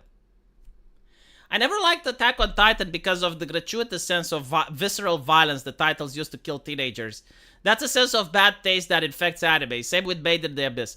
So I haven't seen Made in the Abyss. But the reason I liked Attack on Titan is due to the violence, and I'll explain it why. First of all, I don't know if the violence is towards the teenagers. Like, most of the violence is directed towards adults. But, like, let's assume it's towards teenagers. It makes me feel something, right? Like, you feel the wrongness of it, and you want a sense of justice. You want to see those teenagers actually manage to turn the table. You want to see them succeed. I suddenly feel emotions. When I'm watching the new Star Wars, I feel nothing. It's boring, it's bland. There's nothing there. All of the sanitized stuff just doesn't make me feel anything anymore, right? So when I watch an anime, either I want to laugh, right? So it's a comedy. I want to feel joy. I want to smile. I want to feel happiness. If it's horror, I want to feel scared, right? Like, that's why I watch horror movies, to feel scared. Attack on Titan was fucking scary because, like, it's so immersive. that you actually feel that you're there in the action. You actually want to see the hero succeed. You actually want, right? So, like, the focus isn't to see the people getting murdered by the Titans. Like, that is to horrify you and to think, like, how are they going to manage to beat that? Like, that is, right? The idea of losing your mother is something that I connected with. So, like, I look past the gore because it's for mature audience, right? So, like, there is, like, the level of violence and brutality of it. But I didn't think that it's like a slasher movie where, like, the gore is the purpose. Like, Attack on Titan had some really great scenes, especially against social justice, when you have that girl who lost her mother, and she's asking the hero, it's like, well, why did my mom deserve to do this? And the hero was like, because 1,000 years ago, your ancestors did this to our ancestors. And it's like, yeah, but my mom wasn't there. And it's a very emotional scene, right? So this is why it's well done, and this is why a lot of people around the world like Attack on Titan. Now, if you don't like violence, that's fine. You know, that's acceptable. But again, like, to me, it's fictional. Like, there are no actual teenagers. There are no actual people there. Like, there are no titans. That actually doesn't happen. It's a hypothetical. It's like Little Red Riding Hood, right? Like, the wolf isn't actually eating grandma. It doesn't exist. It's just make-believe.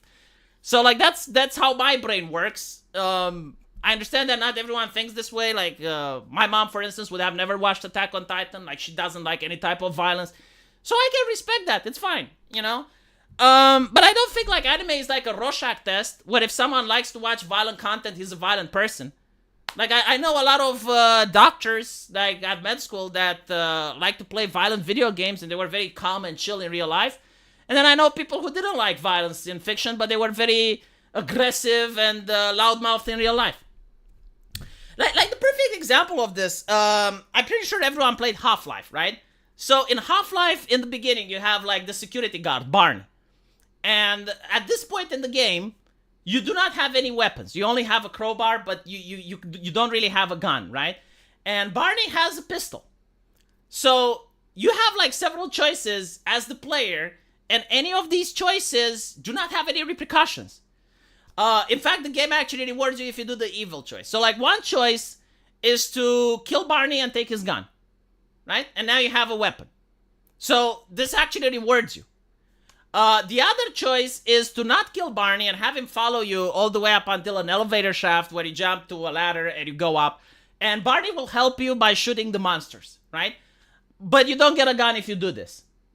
And finally, the third choice is, like, the intelligent choice, which is to just get Barney all the way to the ladder, and he's shooting all the enemies, and you're not wasting any bullets. And after that, you kill Barney and you take his gun, and now you have done, like, the most optimal playthrough, if you will, right? Like, if you separate morality from the issue, like, that is the optimal way of playing the game. Now, the interesting thing is, when I was a kid and Half-Life came out, we had internet cafes, and you can see how other people play. Like, they weren't there in Let's Plays back then, but you could see how other people played and how they decided their own morality. Because the game doesn't force you to do any of this, right? And there were kids that were very peaceful and very nice, and they would kill Barney. And then the schoolyard bully would just leave Barney alone. So in that moment, I realized, okay, games aren't Rorschach tests. They don't tell you anything about the person that's doing it. They're not actually, like, assessing your... It's just, like, a world of fiction where people can carry out different stories. But not everyone thinks like I do. That there are people that think, oh, you're playing a racist game, you must be a racist, right? You enjoy watching South Park, so therefore you must be a sexist. I don't think it's like that.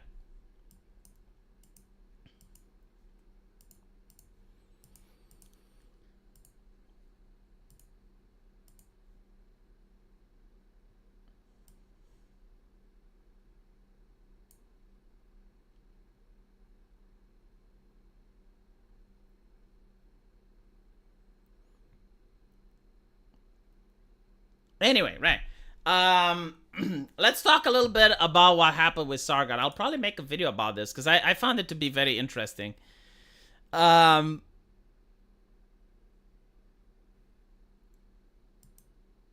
This is what he posted today.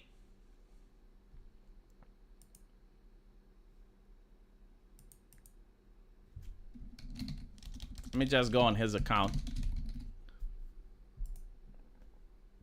Now, the UK government has actually said that they want to teach students in school about how to assess the risk of radicalization, right?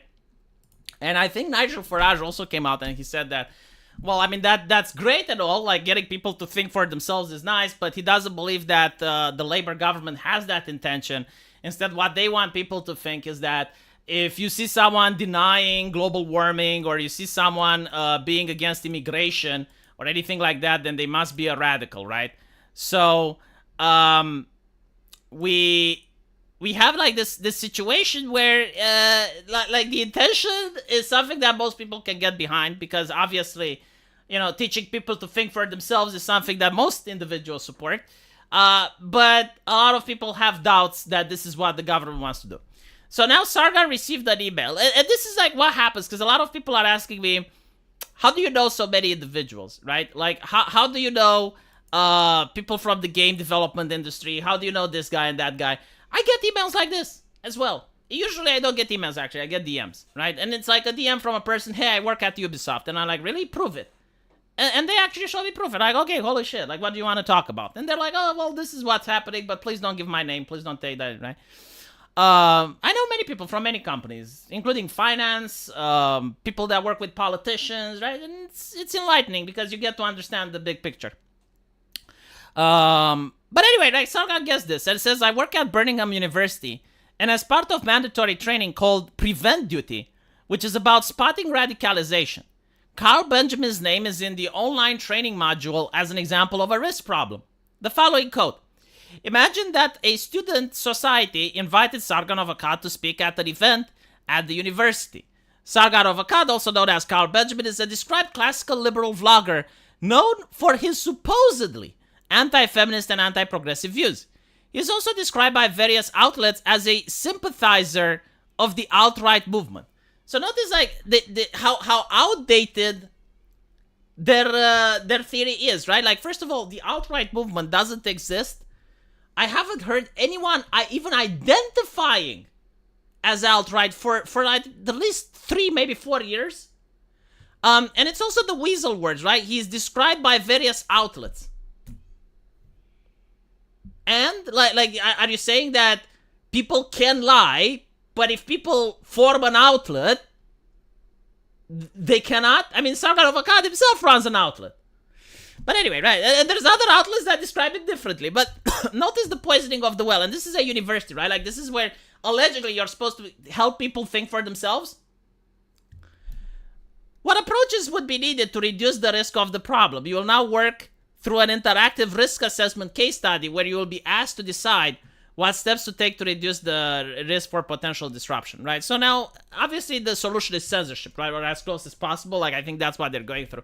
The solution in Romania, like, if you actually, and this is something that I'll talk about in a bit. Well, actually, I'll talk about it right now. We had a British professor coming to a Romanian university. And he had to hold a speech, and he was asking, like, what do you want me to talk about? And he's like, well, you can talk about anything you want, right? And the British person goes like, okay, I want to talk about Brexit. And he was expecting that he would be denied, but like the Romanian is like, government is like, no, listen, we got like this guy from Germany, and he's pro-EU, and we think that would be amazing to put you on a stage with him. So like, you can have like your pro-Brexit stuff, and he can have his pro-European Union stuff. And at the end, the students will ask questions from both of you. The guy from Britain had his mind blown. Like, he just couldn't understand what the fuck is happening. Like, what so like, wait, like, there's no moderate? Like, I can say whatever I want? It's like, yeah. And the students, they're not going to freak out? No. And like, he was baffled because when he actually did have the speech, the students were very polite to both of the speakers, and they had very pertinent questions to both. Like, he pressured him on Brexit, and they pressured the guy with the pro-EU. And it was like just mindfuck. It's like, how can this society exist? Like, how do you guys keep your society together? How is it possible? Like, can you do? Yes, no. So with this in mind, right? If this was in Romania and you have like this guy that's like big alt-right, right? And he's coming, like, what would you do? Ask him questions. Ask him questions about his views. Expose it to the public. Surely, if it's that radical, surely if it's that outlandish, like for instance, right? Let's say you have Andrew Tate at a university, right? And I operate the university. And Andrew Tate is coming over, right? What is the solution? Would I censor him? No. No, I would ask him, why did you send the strawberry emoji to the 16-year-old daughter of a standing Romanian politician? What went through your head? And then I allow him to talk, like explain it away. Yeah, why did you? And he may say, well, it's because it was legal at the time. Sure. I guess. But like, what was your intention? Did you want to help that lady find a profitable career in the video chat business? Like, what were you trying to accomplish? Yeah, you ask questions like that. That's how you deal with extremists. Because most people aren't extremists. Most people don't want extremists, right? Now, there might be the possibility that the person is not an extremist. In which case, well, asking questions may not be the way you would want to treat it.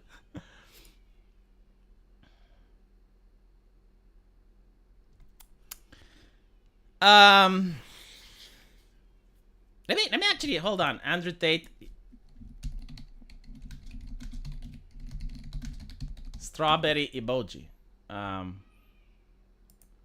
Yeah, so like this is on the BBC, it's reported. Look at this shit, right? So you don't say that I'm making it up. I genuinely think like the reason I'm bringing this up is not because you know, I wanna say negative things about it, because there's already the negative things said about him. Like I can't ruin his reputation any more than, or change his reputation any more than it exists. But I genuinely think this is what got him in trouble. I unironically think that this is when he got in trouble, because up until this point, I think he could have continued his business. No one would have noticed.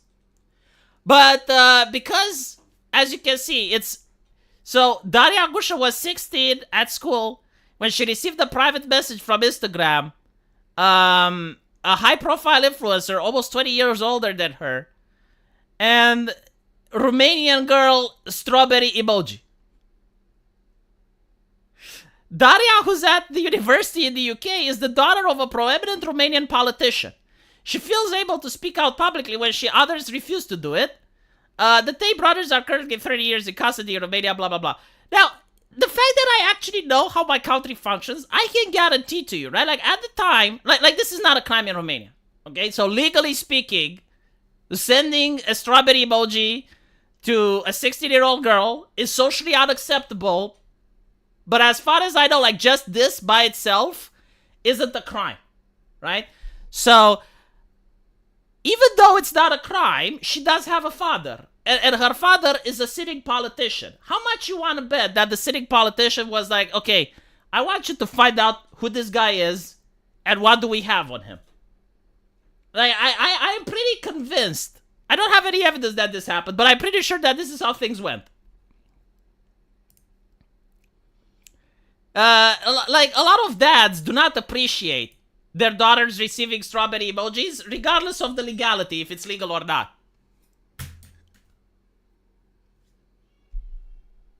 People keep asking what happened to yesterday's stream. I played Disney copyright music, so I had to take it down.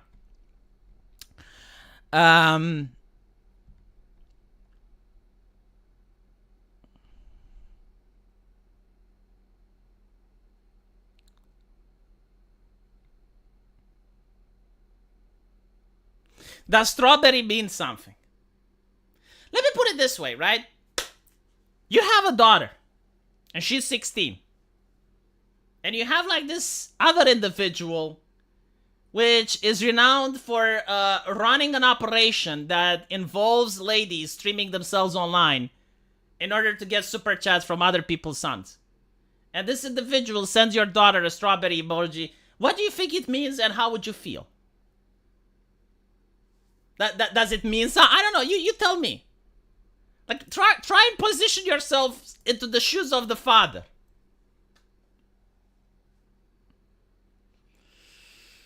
Yeah, no one, like, I'm not saying it's a crime. And it is creepy, right? But again, the father of this particular daughter is a sitting politician in Romania, the country which Andrew Tate went in, and also said on video that he lies the fact that Romanian government is corrupt, right? So if you go into a country that you know that it is corrupt, and you decide to behave this way towards the daughter of a sitting politician, do you think there may be some repercussions? I'm not saying that, you know, it's like America with cancel culture, and no, because you see, like, no one is even bringing it up. Like, it's something that's buried. It's just like on a BBC article. It's something like in a corner of the internet, like, it's there, people know it, people saw it, it's like, okay. But, like, I'm asking you, you know, like, using your brain as a functioning adult, like, what do you think the consequences are? Because, like, this is universal shit. It's not like whether it's in Romania, well, maybe, like, in other parts of the world, maybe it's not. But I think even in the Middle East, actually. No, I think even under Islam, like, they will at least want you, like, even with their standard and their culture, they would at least want to know that you have an intention to marry, right? Like, you're not just going to take a... No. Like, even there, where the age of consent is low, like, even there, their parents will be like, well, you're going to marry her, like, shotgun wedding style. But in Romania, right, this was a scandal. Not a big one. It was, like, mentioned. But I guarantee you, I'm willing to bet money on the fact that this is what triggered the cascade of events. And what's funny, if I'm not mistaken, the law was even changed after this. Like, all of a sudden, the age of consent changes in my country. So the age of consent in my country was, when I was doing law school, it was 16. And shortly after the event, it's 16 with Romeo and Juliet law. So basically, you can still marry at 16 if it's 5 years difference. So a 16-year-old can marry with like a 20-year-old, but not with a 30, right? So I think that may also be another reason why the legislation changed. But yeah, I think the government of Airstrip 1 have us Lotus Eaters paying subs on some list. You know, Carl and his staff are definitely a bunch of lists over there. Not sure if I should make any more business trips over there. No, probably you're fine. Is it curious how having a trans around meant the downfall of MrBeast?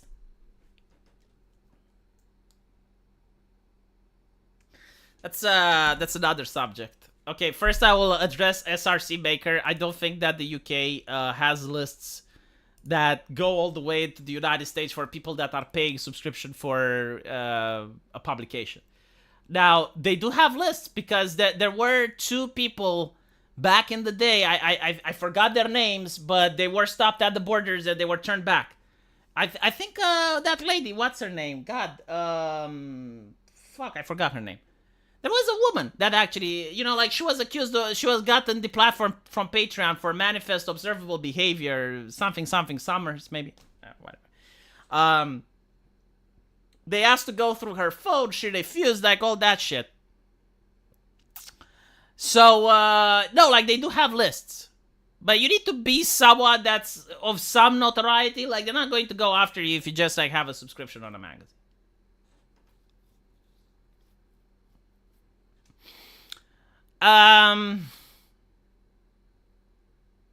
Anyway. Yeah, they did. Lawrence Southern, I think. Yeah. See, the thing is, like, they did say that they will enforce their own laws in other nations and that they will extradite Americans. I don't think they can. I mean, it depends who the fuck is the president, right? Because if you have, like, a president like a Biden, will he extradite you? I don't know. Probably not, because you still have the Supreme Court. So, like, in order for an extradition to work, you need to have, like, the crime to exist in both countries. So, like, you can't extradite someone from a nation for a crime that's not a crime in their nation. So, like, for instance, if I go to Saudi Arabia, right? And then I come back to Romania. And then the Saudi Arabian government finds out that I throw this huge party with wine and beer. And we all drank whiskey. And we had, like, this big orgy, right? And then the Saudi Arabian government is horrified. And they demand for my extradition. I will not get extradited because none of this is a crime in my country, right? So, like, drinking alcohol and having sex is not a crime in Romania. So, basically, you need to have a crime in both countries for the extradition to happen. Now, what they can do is, if you're a British citizen and you happen to be in the United States, they can ask for an extradition. In which case, I guess, like, you could actually have to ask for political asylum in the U.S., I don't know if they will grant it or not, but, like, there are proceedings. But what the thing that they will definitely do 100% is ask for extraditions in the EU. So like if you're a Tommy Robinson figure, right, and you're in Crimea, they can ask for extradition because the European Union has like similar laws that they don't have free speech. So like if they say that, oh well, he did a hate speech law or he's wanted here for something else, they can extradite him. But the most likely thing that they will do is they will ask the platform to demonetize or to deplatform. And we saw this with Tommy Robinson. Like there was a person from the British government asking the Twitter to ban them, and they did.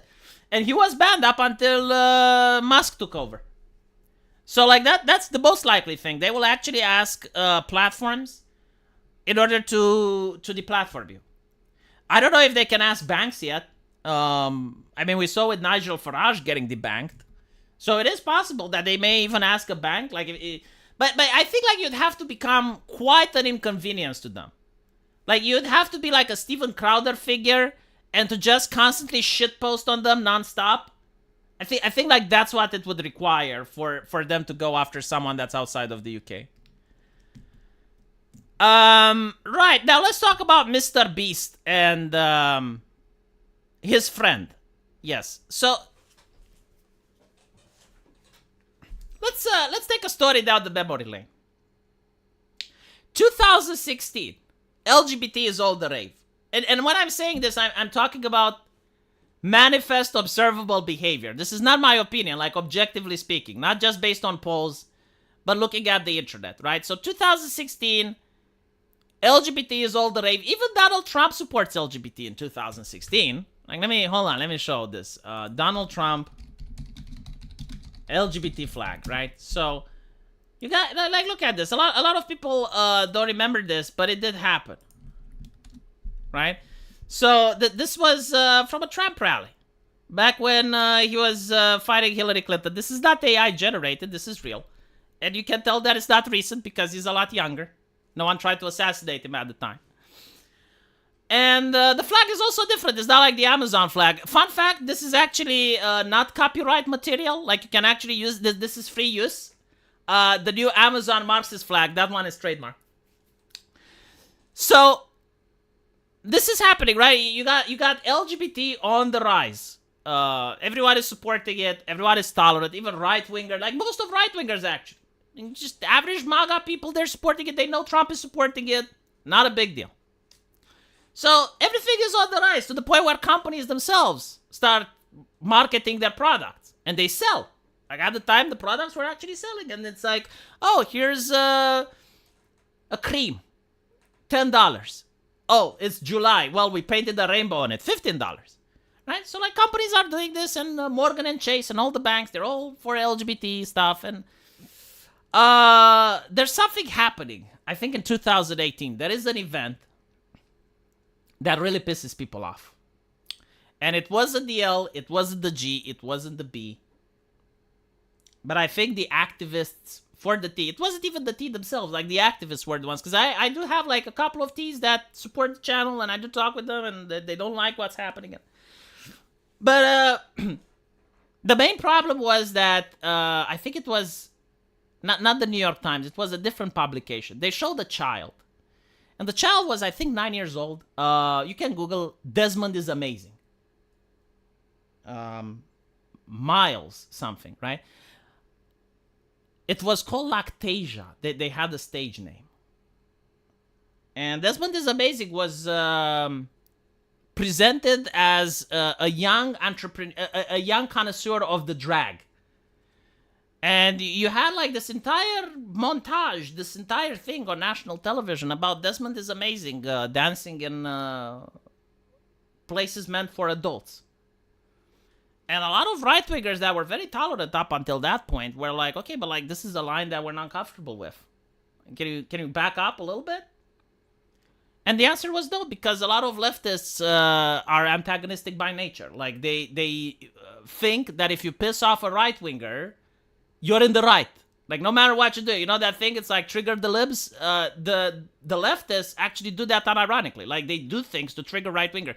So even if they have no horse in the race, even if they don't care, even if they have no transgender friend, even if they don't have anyone that even cares about their opinions, they will still try to trigger right-wingers because they think that's the good thing, right? So, unfortunately, this was not a battle that they were going to win. And, you then have like all of these leftist commentators having like these bizarre statements. It's like, well, actually, it's fine that, you know, so what if he was dancing in an adult place? Because like they made sure that all the booze is taken away. And dude, you had actual drag queens coming out on TikTok and asking leftists, what the hell are you thinking? Like, are you mentally ill? Like, the industry is the adult industry. Like, there are no children in the adult industry. We don't want kids in the adult industry. Like, what did the drag queen do to earn your trust? Why are you so excited about having drag queens around kids? This is not a safe environment. Like, there's drugs that are being done here and alcohol and all the other shit that he saw. And, you know, and not to mention, like, drag queens aren't even transgender. Like, that's the whole point. But they pushed it, right? And the media pushed it really hard after that. And then they doubled down with the drag kids story hour. Like, again, like, why drag queens? Like, why specifically that? It would be like having strippers. It's the same shit. It's from the adult industry. Are there competitions for pole dancers? Are there competitions for pole dancers that are not in the adult industry? Yes. But that doesn't change the fact that pole dancing is specifically associated with the adult industry, so you wouldn't want it anywhere near kids. And, you know, like, this event definitely caused the friction to happen, and this is where the activists become really arrogant. It's almost like they knew that they don't have a point in this, but, like, they wanted to push it on. So they become really, really arrogant and obnoxious, and then they culminate with going after VTubers. Like, this is another thing, you know? Say what you want about human nature. No amount of logic or tolerance is going to override the reptilian brain. And the reptilian brain says that when an anime girl is crying, someone needs to be held responsible, right? Like, it triggers the masculine brain when they see an anime girl crying. And there were several anime girls crying because apparently they tried to play the wizard game, the Harry Potter one. And they had, like, an army of activists trying to not just, you know, like, harass them to the point where you turn off the internet and it's fine. No. They doxed them. They tried life ruination. They tried getting them fired just because they wanted to play a video game. And this is where Short Fat Otaku comes in and calls Pikabi a coward, right? So, like, the internet was now livid. And there were people that didn't care about VTubers, but they were like, oh, now's the perfect opportunity to mess with the activists. So it all peaks at the Dylan Mulvaney thing. Like, that's what really enraged people with Dylan Mulvaney, because usually big brands like, especially brands like Bud Light, right? They're very selective when it comes to casting people in their commercials. Now Bud Light is associated with sports, so like you would want a famous athlete, you would want someone that's renowned. They decide to go with Dylan Mulvaney, and Dylan Mulvaney basically doesn't even care about football. They go like, oh, yeah, football, go team, whatever. And you then have, like, the vice president of sales going, oh, our customers are fratty, out of touch. So, like, all of this boils down to a complete drop in acceptance. Like, you look at the polls, you look at the statistic, massive drop, plump. So now MrBeast is exposed for the controversy, right? Like, in the case of MrBeast, what is the controversy? A lot of right-wingers don't articulate this, but the reality is they do care about family values, right? Like, even any right-winger, whether they're religious or not, deep down, and when I mean family values, I don't necessarily mean the Protestant family values. They mean, like, two parents raising children under one household. Like, they think that is optimal for the kids, because, like, right-wingers literally care about the kids. That's how you can tell a right-winger from a left-winger. Left-wing people, when they want to go after and cancel someone, they will call them misogynist, they will call them racist, they will call them anything else, right? But when a right-winger wants to cancel someone, they call them a pedophile. Why? Because the right cares about children first and foremost, and the left cares about other issues. So, you got Right-wingers that think that the most important, the pillar of the community is the family unit. And it's true. As much as leftists want to denounce this, no. Like, the best way out of poverty is two people married together raising kids. You got two incomes in the household. You got your connections, your family connections, her family connections. Like, together you got more connections, a better chance for your kid to find employment. Kids that are born under two parents, they're less likely to become delinquents. There's studies that show this, right? So, like, this is what right-wingers care. Is it possible to raise a kid with only one family member? Yeah, sure. I mean, the wife can pass away from cancer. You know, someone can die in a car crash, of course, but it's not optimal, right? It's not like the ideal situation.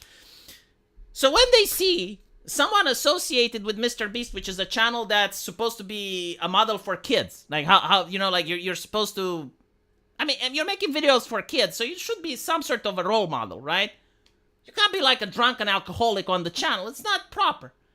Despite the fact that the left doesn't think that the word proper should exist, like, it's true though. Like, you need to be presentable for the audience. Like, okay, you know, you start making YouTube videos, you don't know the audience you'll attract. My audience is pretty much middle-aged, like most of you guys are over 20, you know? But if I were to like, attract kids for some fucking reason, I don't know, maybe I'm playing video games, and all of a sudden, you know, despite the fact that I'm playing Age of Empires, I noticed that I have a lot of kids in the yard. Well, I would change my behavior. I would stop cursing for once. But when you're like MrBeast and you get millions of views, like, yeah, you know, you need to behave yourself in a certain way. And when you're someone that's associated with you, basically breaks up a family with kids over life choices and decisions, people want answers to that. Like, how are you going to rationalize it? What are you going to say? And MrBeast said, oh, well, this guy is not my nightmare. This guy is my friend. Or I don't know how he framed it. I think it was this girl. I haven't followed the actual controversy. I know, like, the gist of it. I don't even know the name of the person. But that got the internet outraged, right? And when the internet gets outraged, it's very rare that you see people on both sides, as in the left and the right, working together. Like, that's when you know you're fucked.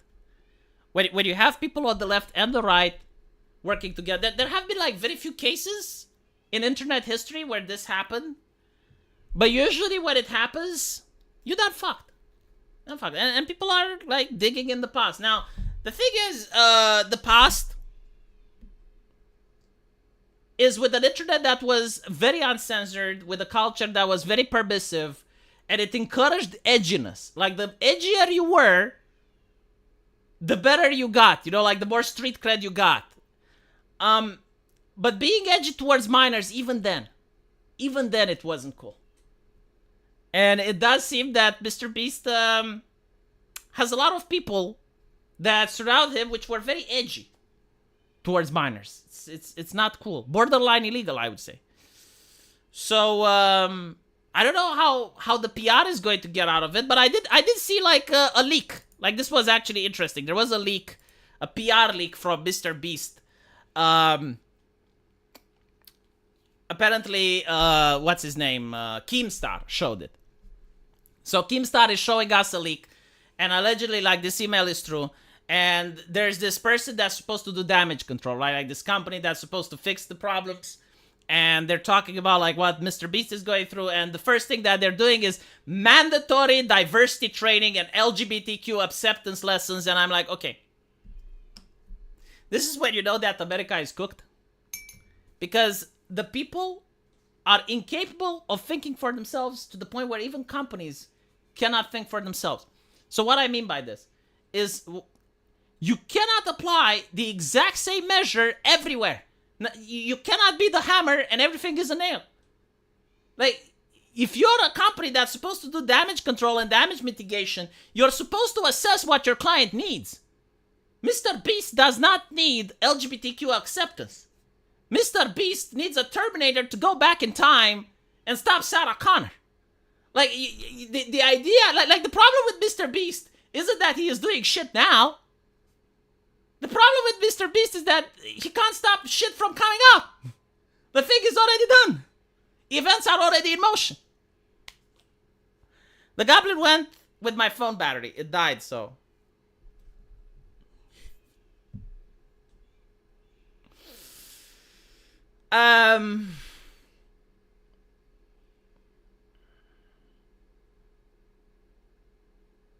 Devon or Lactasia actually performed striptease in front of old men in a bar, so it was much worse. See, I didn't know that.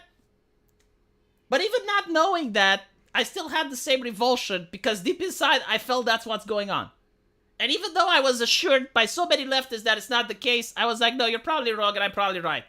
So if what you're telling me is true, then again, it doesn't take a rocket scientist to figure out that, yeah, like any type of underage person associated with the adult industry is bad.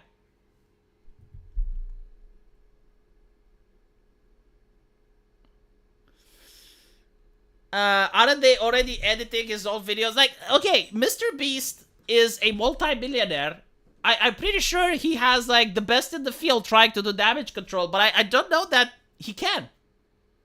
I mean, he can copyright strike criticism, he can go after people that are criticizing him, like, all of that is on the table. He probably has, like, people that are his partners vested into his success, because, like, they want to see him succeed because their companies is now tied to his brand.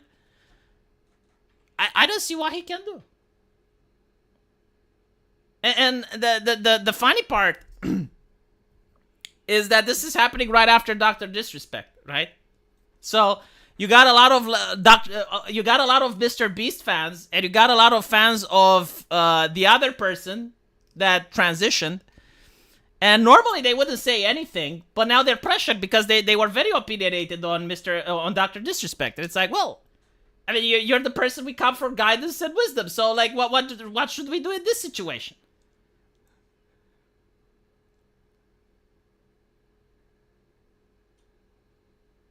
My phone battery recently swelled up and almost caused a fire. Jesus fucking Christ. Dude, I have a baby in the house. Don't tell me this type of horror story.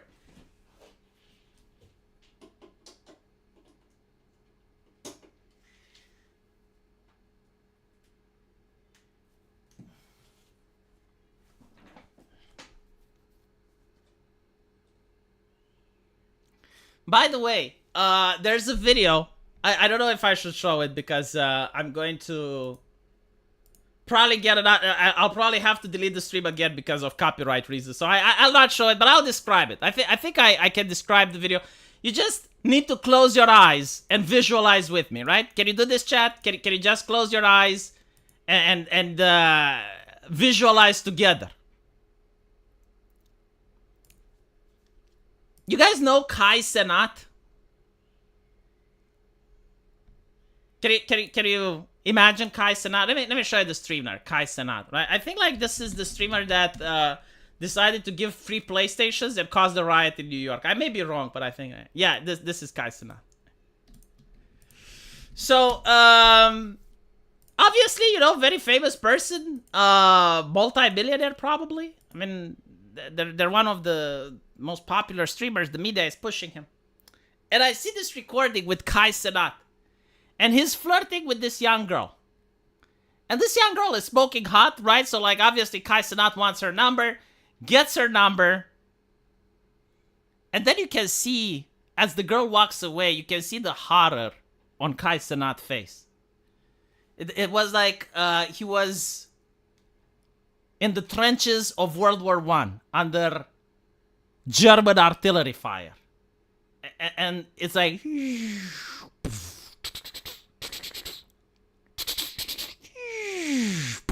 And as the explosion happens, he gets like this PTSD vision of Dr. Disrespect. The howitzer. And MrBeast, you know? So he immediately turns around. Hey, how old are you? How old are you? And she's like, 20. Oh, 20. Oh, that's good. That is good. The reason that's funny is because it was fucking obvious for everyone that she's over the age of 18. Like, that lady had massive milkers. Debosh! Kushi! We know what's on the internet. And I don't blame him for asking. In fact, I would advise, yes, if you're a content creator, not just ask. You need to be like the British government and ask QR code. Like every single time you're dating a lady, it's like, hey lady, papieren, bitte.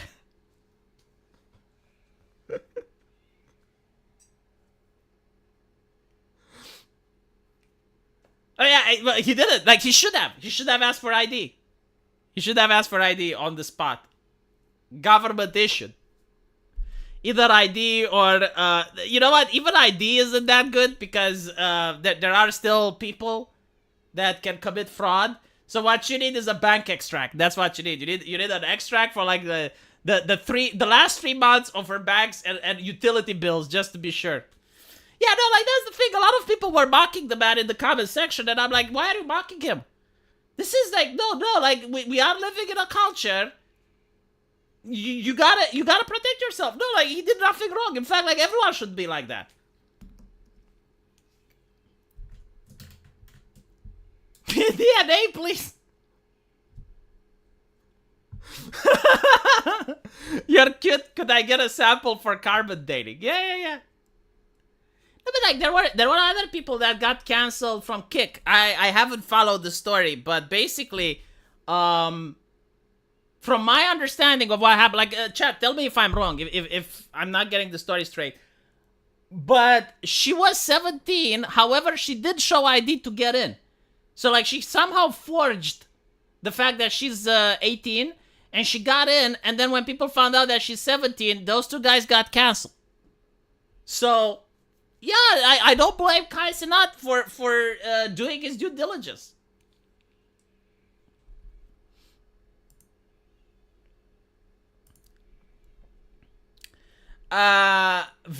It's right to say DEI ruins everything it touches, no pun intended. You know what's funny?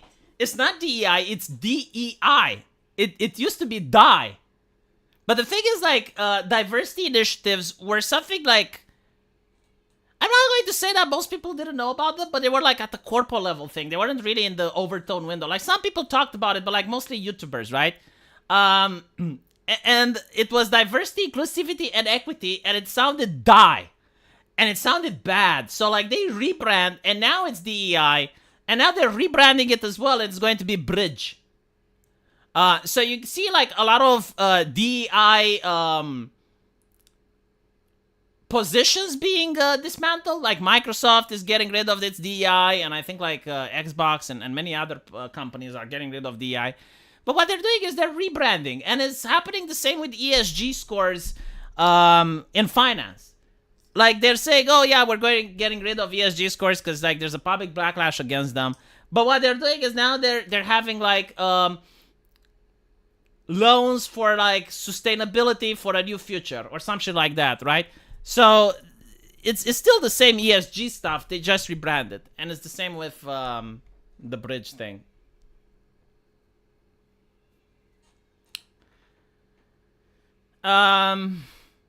Yeah, it's not. I mean, Bridge isn't just a rebrand. Yes, I know it's a little bit more complicated. But like, look, when you introduce new terminology to people, you gotta do it easy, right? Like, let people assimilate the terminology, and then they can do their own research and they can find that Bridge. Yeah, it's a little bit more complex.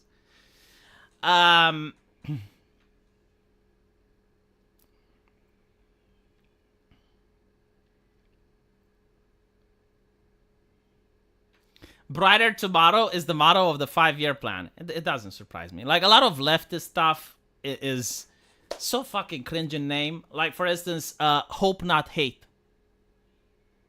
It's like, what are you hoping? What do you mean hope not hate? Such a kindergarten level thing. Like, sometimes hate is a human emotion, you know? Like, we have a human emotion that needs to be expressed in some cases. Like, if I walk on the street and someone gropes my wife's ass, and I don't feel hate, then there's something wrong with me. You need to feel a little bit of hate sometimes, you know? Like, there are situations where you do need to...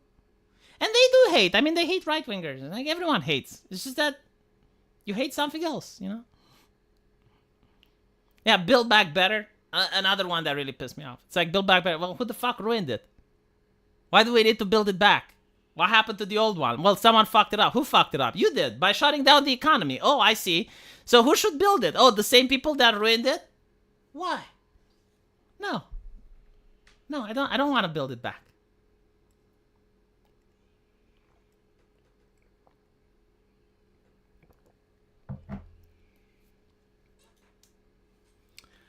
Ah, goodness.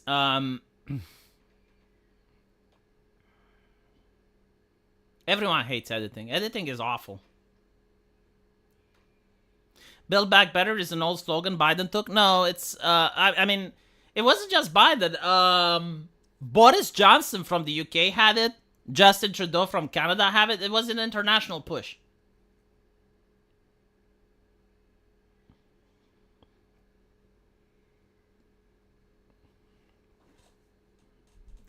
Destiny. Man, what happened with Destiny? He radicalized himself so hard. The only reason I watch Destiny is to see what Short Fat Otaku is going to post tomorrow. You go on Destiny's channel, you see like what he's talking about, and you know what Short Fat Otaku will be talking about on Twitter the next day. The thing with Destiny is that he's now gotten himself into a position where if he debates a conservative, he will ask the conservatives like, what do you think about January 6th? And unless you tell him what he wants to hear, then he will think you're arguing in bad faith and not want to have a conversation. Right? And this mindset is what got him to not like firefighters. Like, Destiny really doesn't like firefighters. I don't know what they did to him, but he's like, yeah. Letty forced behaviors on children Finkelstein. If you believe in DEI, I have a bridge to sell you. Oh my god.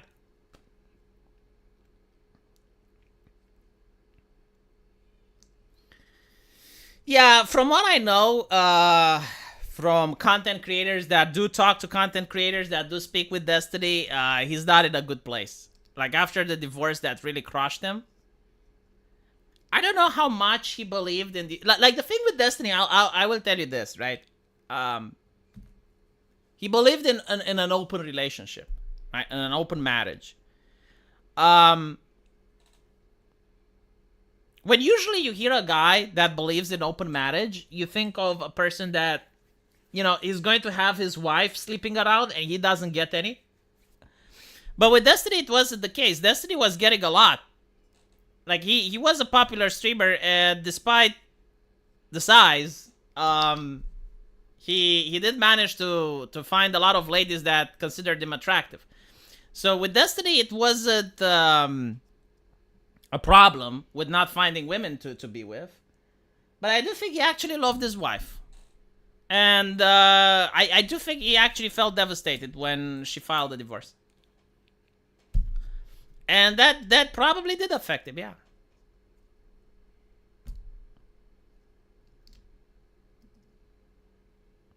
I didn't know anyone in open marriage who didn't destroy themselves. Muslims have it pretty stable. Like, there's a lot of Muslims out there that have like 3, 4, 5 wives. And they have it pretty stable. I don't know how they manage, though. Like, imagine living with... Like... The level of drama, it's probably like a telenovela. Like I don't know a Muslim that has multiple wives, but I would really like to just have a conversation about, like, how is the family? How's the household? It must be like a telenovela. Like, every day there's probably a new drama. Like think about it, right? Like, let's say you have 4 wives, and you have 2 kids with each wife, right? So now you have like 8 people that are your kids, plus the 4 wives, that's like 12, plus you, that's 13. So 13 people living in the same house. And they all have like different families and visits and shit. Like, that lifestyle is something that I'm not saying it's bad. I'm just saying I can't imagine what it's like.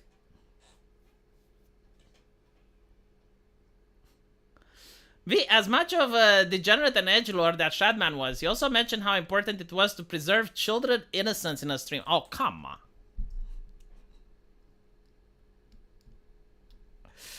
on.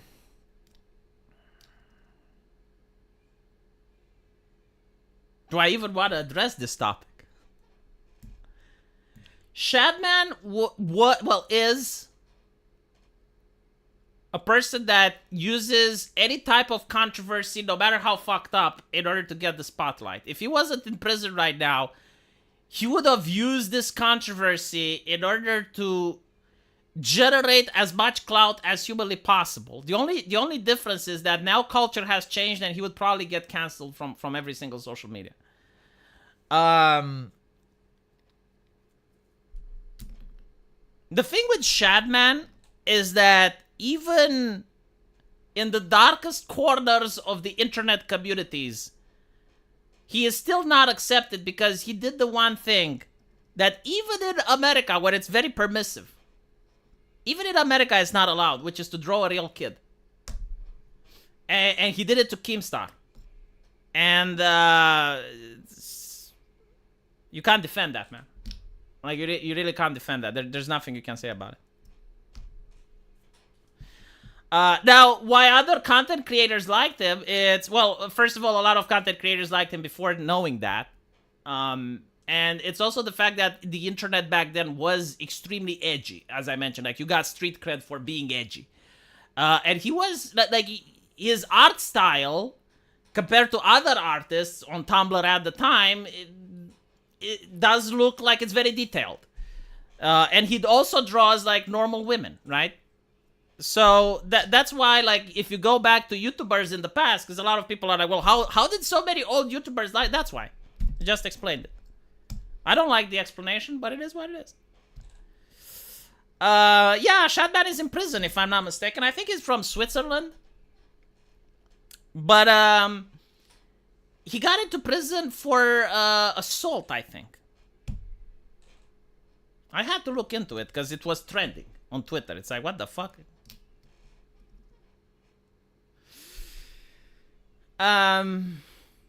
Yeah, pre-COVID was a different era. This is what a lot of people need to understand. Like, the internet had different rules, and it had, like, different morality. For the better and the worse. And some things were for the better, other things were for the worse. And this is why, like, so many people associated with him. No, he's in prison for assault, I think. Yeah, something with drugs as well.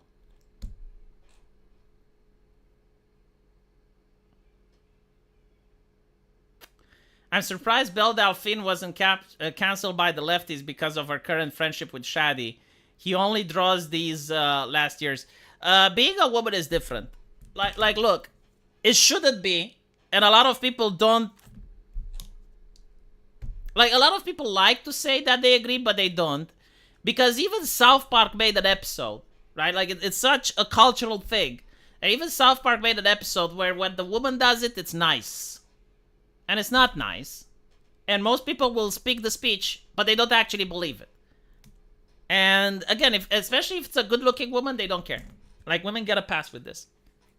If she was a guy, she would have been canceled. Belle Delphine.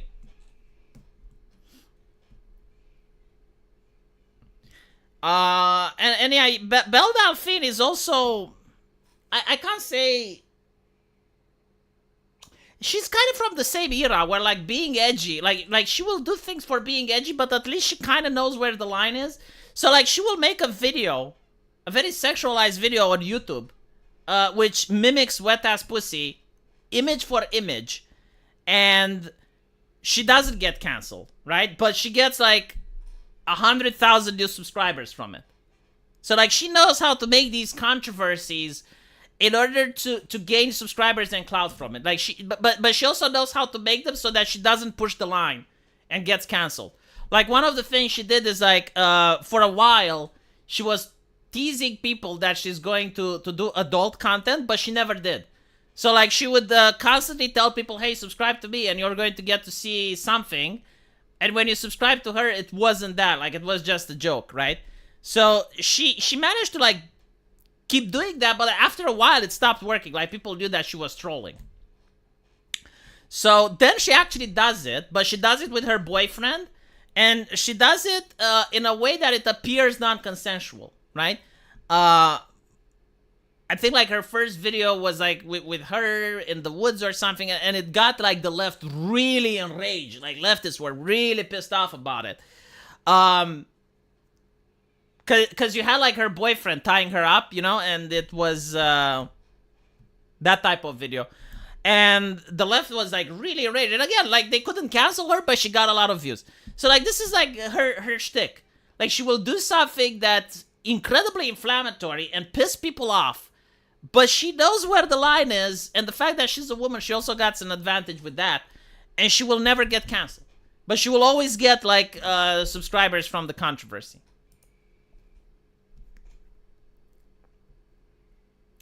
I can't defend January 6th. You break stuff and assault the police, that you're no better than BLM. Don't care what you're protesting. Yeah, but then Destiny will go even further, and he will try to get you to say that the right-wingers themselves as a party are illegitimate, right? So, like, it's not enough for him. I don't think, like, that would satisfy him. Several videos? I don't know. I actually didn't watch. Like, most of these things I'm aware because it's my job. I gotta go on the internet, and I gotta find, you know, what's trending, what's popular, what other content creators do, so I know how to talk about it. But watching Belle Delphine videos is the last one of my worries. But I did find it interesting because she, despite the fact that she didn't go to marketing school, she's a really great salesman. Like, she can sell herself. And you know, like, I'm pretty sure that Belle Delphine can sell everything. Like, she can sell Fallout 76, she can sell ice to the Eskimos, she can sell oppression to communists, she can sell her fucking bathwater, right? So, this is what I looked at her with admiration, in the fact that she can sell literally anything. Anything. And she can make money out of it. She can be a multimillionaire by selling things to people that don't actually need it. And she didn't finish marketing university, she didn't finish jack shit. If I had a big company and I needed to hire someone, I would ask her to change her name so that I don't associate myself with her, and then like, get her to actually be in the marketing team. And it's like, okay, help me sell the product. Like, what do I need to tell these people to sell it? I got Fallout 76. No one, I got Forspoken. No one wants to buy it, right? How do I sell it? What do I need to do? And I guarantee to you, she would fucking tell you. She would tell you exactly what you need to do to sell Forspoken to people. And not only will you want to buy it, you'll be upset that you didn't buy more.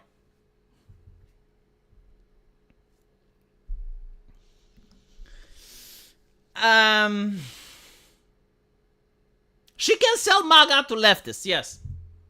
She can, like, literally, if you get, like, again, the problem is with the association and the name and, you know, but, like, if you manage for her to, like, put her in the shadows and you just use her skill and expertise, you can sell Manga to the leftists. January 6th was just a one day of a riot in a government building. Imagine thinking that's the end of civilization worth remembering, like Chaz was. Yeah, this is why I don't even talk with Destiny. There's nothing to debate there. It's 100% partisan, right?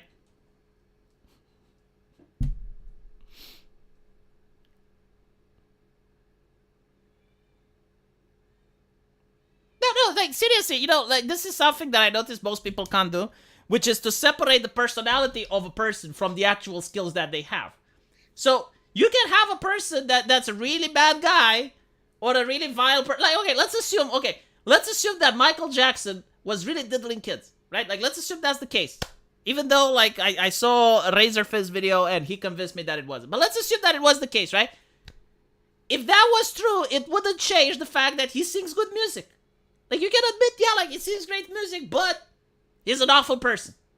Like, both things can be true at the same time. Awful people can be very talented, and people that are very nice can be not talented, right? So, in the case of Belle Delphine, yeah, like, she's incredibly talented at marketing.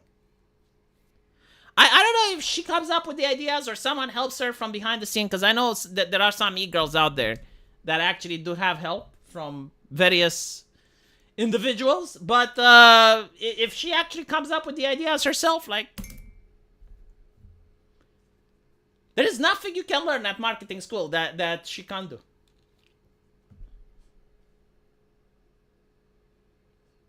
Would I trust her with anything? God, no. Would I like her to promote my work? Absolutely. Yeah, no, this is what I'm telling you. Like, if you can manage to have her, like, in the shadows, right? Like, you're not associated with her, but, like, she's giving you tips and ideas, you're going to end up selling your product.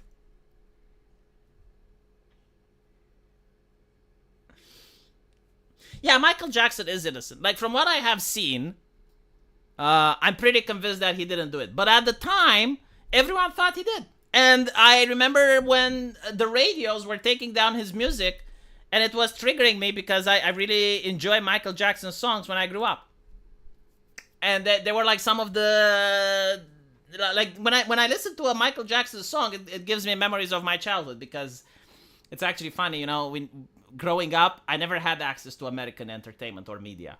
Under communism, it just wasn't allowed, and after communism falls, there's still like 5 or 6 years where like nothing from America comes in here. We didn't even know what Superman was.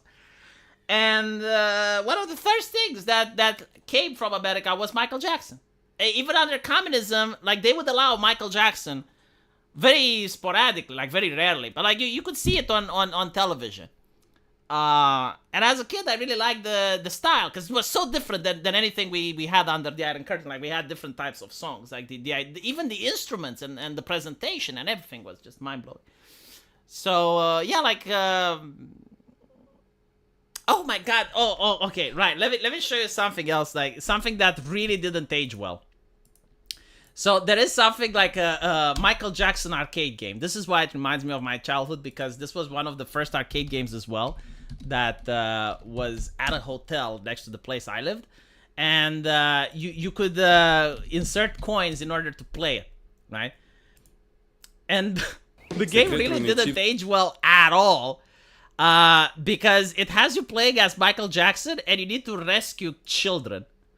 So it's like, what the fuck? All right, hold on. Let me see if I can show you.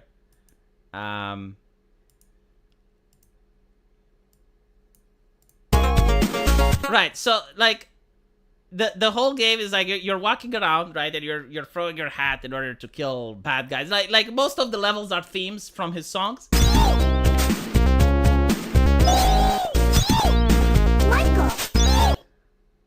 Did you see that? That's in the fucking game, chat. That didn't age well at all. Like the whole purpose is to rescue these children, these little girls from every level, in order to be able to complete the level. So you have like the little girl like crying. Michael.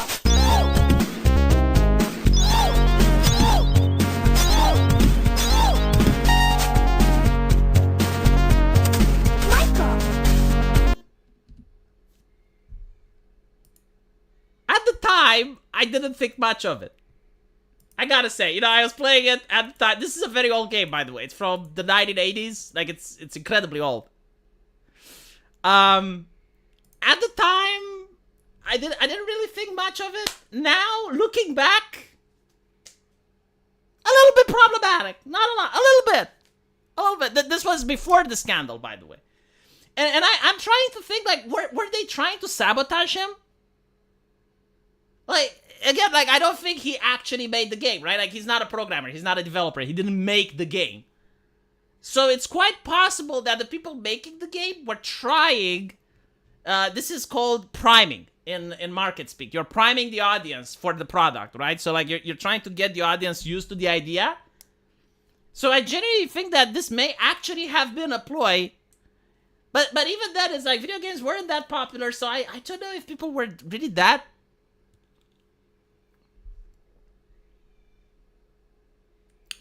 Michael Jackson's only crime was being innocent.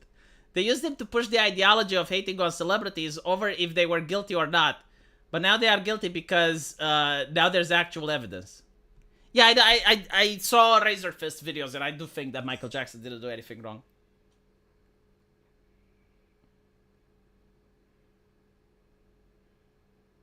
Shit, I really hope that this isn't going to copyright the stream. If I delete the stream, it's going to be because of that arcade song.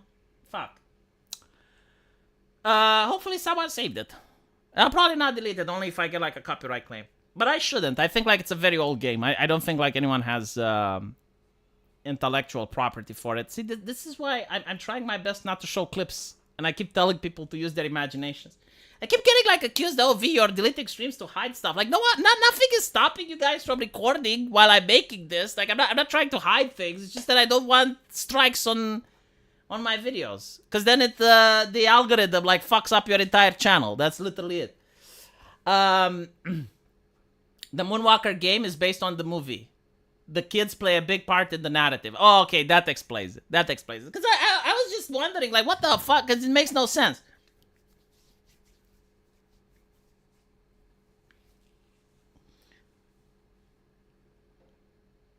Yeah, I know I did it too much. I know. I should stream on a platform that deletes after every. That doesn't Twitch do that? Like Twitch used to delete after every day.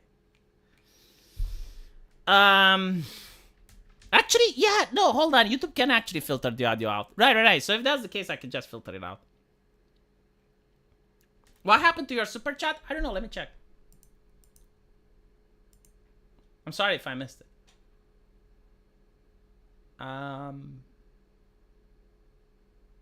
After fees and taxes, buy your kid a chocolate bar from Santa. Oh, come on. The virtue of tolerance has become a vice. You know, I really hate that. That is something that I really despise, because tolerance is actually important. You cannot live in a society and have a healthy mindset if you're not tolerant. Like, here's an example. South Park actually gave it, right? If you're in an airplane and a kid is crying next to you, you're not supposed to enjoy the kid crying, right? But at the same time, you're supposed to be tolerant of it. Like, it's not something pleasant. It's not something you enjoy. But like, being tolerant means that you're not going to kick up a fuss about it. You're just going to understand, well, like, other people have to fly and other people have kids, so I'm just going to put up with it.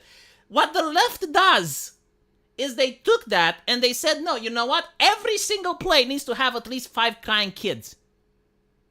And we need to make it mandatory. We need to make it so that planes can't fly unless there's 5 crying kids in every single fucking airplane. And now people, when they associate tolerance, they don't associate it with the concept of just being next to someone with a crying kid. They associate it with, like, okay, the plane can't fly because there's only 4 crying kids. And I need to sit here and wait without air conditioning because we're saving Mother Gaia until the 5th crying kid comes out, and then we can take off. Right? So, like, they completely perverse the concept of tolerance, which is an important concept. If you're not tolerant, you cannot live in a community. There is no fucking way that you can have an entire neighborhood where everybody thinks like you, everybody does the same thing like you, everyone agrees with you. Like, no, that is a utopia. And the reality is that you do things that other people don't like, other people do things that you don't like, but as long as, like, you're supposed to do a risk assessment on thing from thing, you know?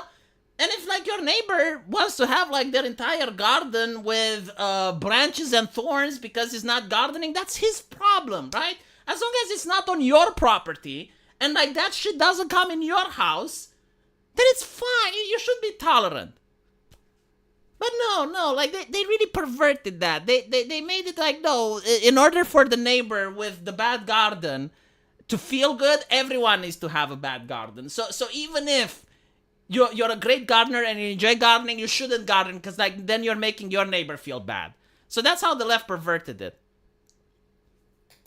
South Park had the right judgment about Michael. He was childish and needed to grow up, but he never was a perv. They even mocked that accusation. Yeah, the thing with Michael is that if you listen to the documentaries and what people say about him, I know this sounds bad, but he was genuinely, like, a very childish person. To the point where it's described like how he was going around with a limo and he sees a homeless person and he asks the driver, like, what is that? Like, why is that person sitting on the street?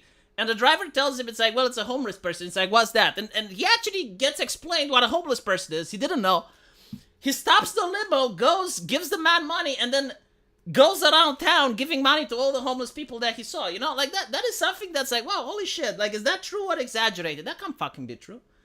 Like, no one behaves like that, right? He did it without the cameras, right? Like, he didn't care about the media. Like, he didn't, like, oh, let's get some paparazzis over here while I'm doing it. And then there's more, there's a lot of stuff like that, and you keep hearing it, and it's like, yeah, I mean, the guy was definitely, I don't even know how to describe it, but I guess, like, a person who didn't mature. Kind of like that, right? And don't take it in a sexual way. Take it in a, like, mental way, like in a cognitive way. So I don't know if it actually was due to him being isolated, because it's described how he couldn't get out of his house. He was such a celebrity that wherever he would go, like, there would be crowds of people around him. So, like, he couldn't socialize like a normal person, right? Like, there's a completely different experience. Because you're going out and you're having, like, all these people just surround and flock you, so you can't actually enjoy a moment of peace. And there's, like, another documentary where a friend of his rented a supermarket. So they wanted to rent a supermarket and close it to the public so that he can get the experience of what it's like to shop like a normal person. And he goes into the supermarket and everyone is playing a role. Like everyone there is in on it, but they have to pretend that he's just like an average customer. So everyone is just like, doing like supermarket-y things, like just washing the cashier and talking, and there's people pretending to be customers so that they can recreate what it's like to have like a normal shopping experience. And it's just like, you hear about it and it's like, wow, holy shit. But I can probably understand it. I mean, no, like imagine this, right? Imagine you're walking out of your house and there's like 20 or 30 people that are genuinely excited to know you. And they know you from television. Like, you don't know any of them, right? But they know you because you're a celebrity. So they saw you on television. And they're all excited that they get to see you and they want to talk to you and they want to interact with you. That you don't get a moment of peace. I've been an aficionado my entire life. MJ would dress like a homeless person and spend the day out among them. Wow. I don't think he was childish. I think he was trying to have the childhood he never had. Probably.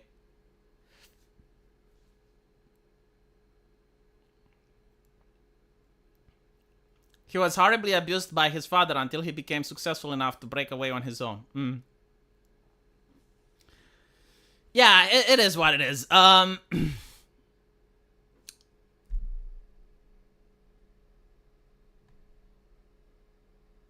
me look at the chat a little bit.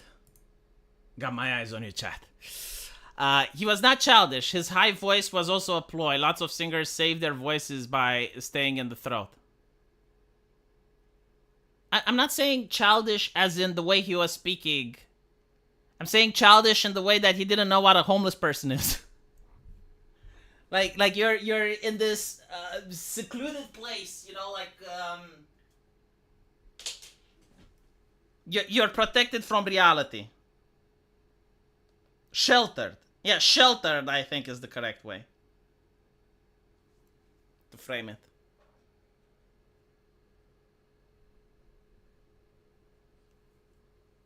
Yeah, I did mean sheltered. Yeah, that's a much better way to put it. Yeah.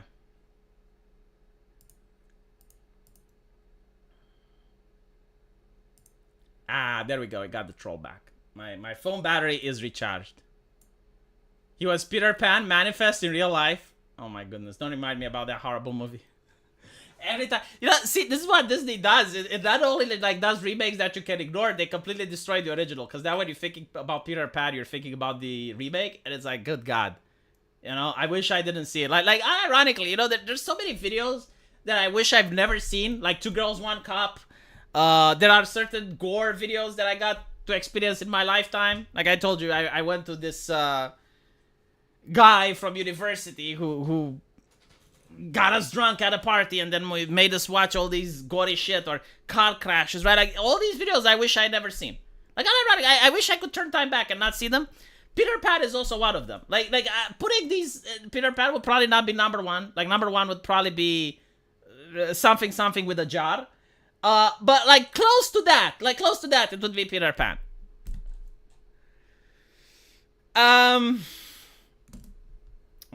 Why is it that oh no, never mind, it did shut down.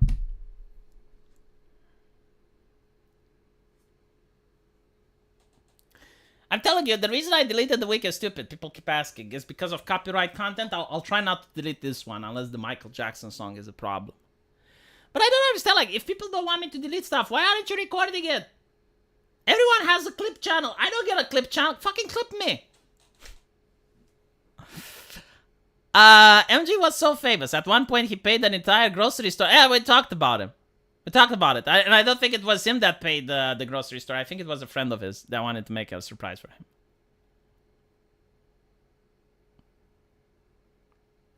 I do upload to Rumble. This is something that pisses me off. Like, people who are like, why don't you upload to Rumble? I do upload to Rumble. The fact that you don't know about it, it's like, well, why don't you talk about it? It's like, okay, but like if I talk about it, that defeats the purpose. The whole reason that I upload to Rumble is that if one day I stop streaming on YouTube, then people can find me on Rumble. But guess what? If people don't know that I'm on Rumble, when I get banned from YouTube, I wouldn't be able to say that, hey, I'm on Rumble. Anyway, right. I think we should end it here because I also need to upload for my secondary channel. I don't even know what we're going to be talking about on the secondary channel. Let me see what happened today, because there's usually the happenings. So we got a person that thinks that anime makes people trans. That's interesting. See, this is something that I genuinely don't understand. How do people rationalize themselves into believing that, would the teachers in school, in the American education system, that they go on TikTok and they talk about egg cracking, wouldn't they be experts in anime if that was the case? Wouldn't they? See, the thing that I don't understand is the following explanations. Number one, why is it that before 2016, when anime still existed, but you don't have the same level, the same percentage of people going trans, right? Why is it that despite of Netflix efforts and Disney efforts and all the other, why do they fail what anime gets right? Why don't they learn from anime? Because they're all about promoting the LGBTQ, right? So if the anime is so popular and successful, why isn't Disney trying to learn on how to do it? Leftists hate Michael Jackson because he didn't have hatred in his heart and never lost track of the real world, like they do with their trans stuff. He always acknowledges he was an Afro-American no matter what. The thing with that they really hate him is the lyrics in one of the songs where he's being very disparaging towards the Jewish community. Right? So Michael Jackson being disparaging towards the Jewish community is probably what got him into a lot of trouble. Have I seen the trailer for Terminator Zero anime? I don't actually have time to watch anime that much, to be honest. Dude, I'm making 4 videos a day and 1 live stream. I don't really have time for much of anything, but I still hope that there will be some good entertainment when I will be more free. Because right now I'm worried there's nothing to watch, you know? I'm looking at television and it's okay, let's say that my son grows up. Let's say that my son is 12 years old and I want to watch something with him. What the fuck do I watch? There's nothing. There's nothing. What can I watch that's not anime? What is it good? What would you recommend? And I'm thinking, the only solution would be to start watching Stargate again. And to start watching The Adventures of Hercules. Which, you know, I wouldn't even know where to buy them. I'm pretty sure you can buy them from somewhere. But that is the solution. That is the only solution, is to watch old shit, which is fine, but I would prefer to watch something new that I haven't seen before. Yeah, I guess that's the solution, is to watch old movies, yeah, older shows, yeah. I don't think a 13-year-old would understand The Sopranos.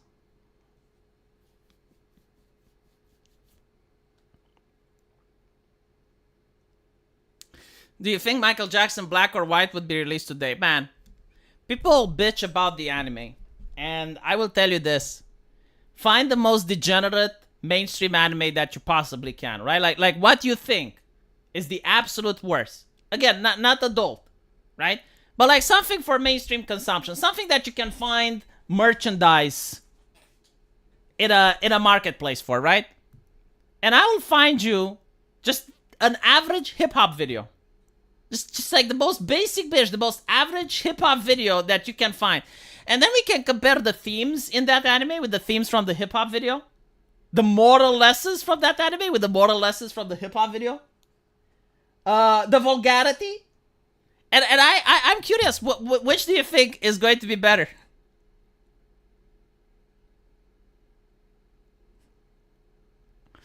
Anyway, I'll leave it here. Let me know what you think, and as usual, I'll see you in the comment section.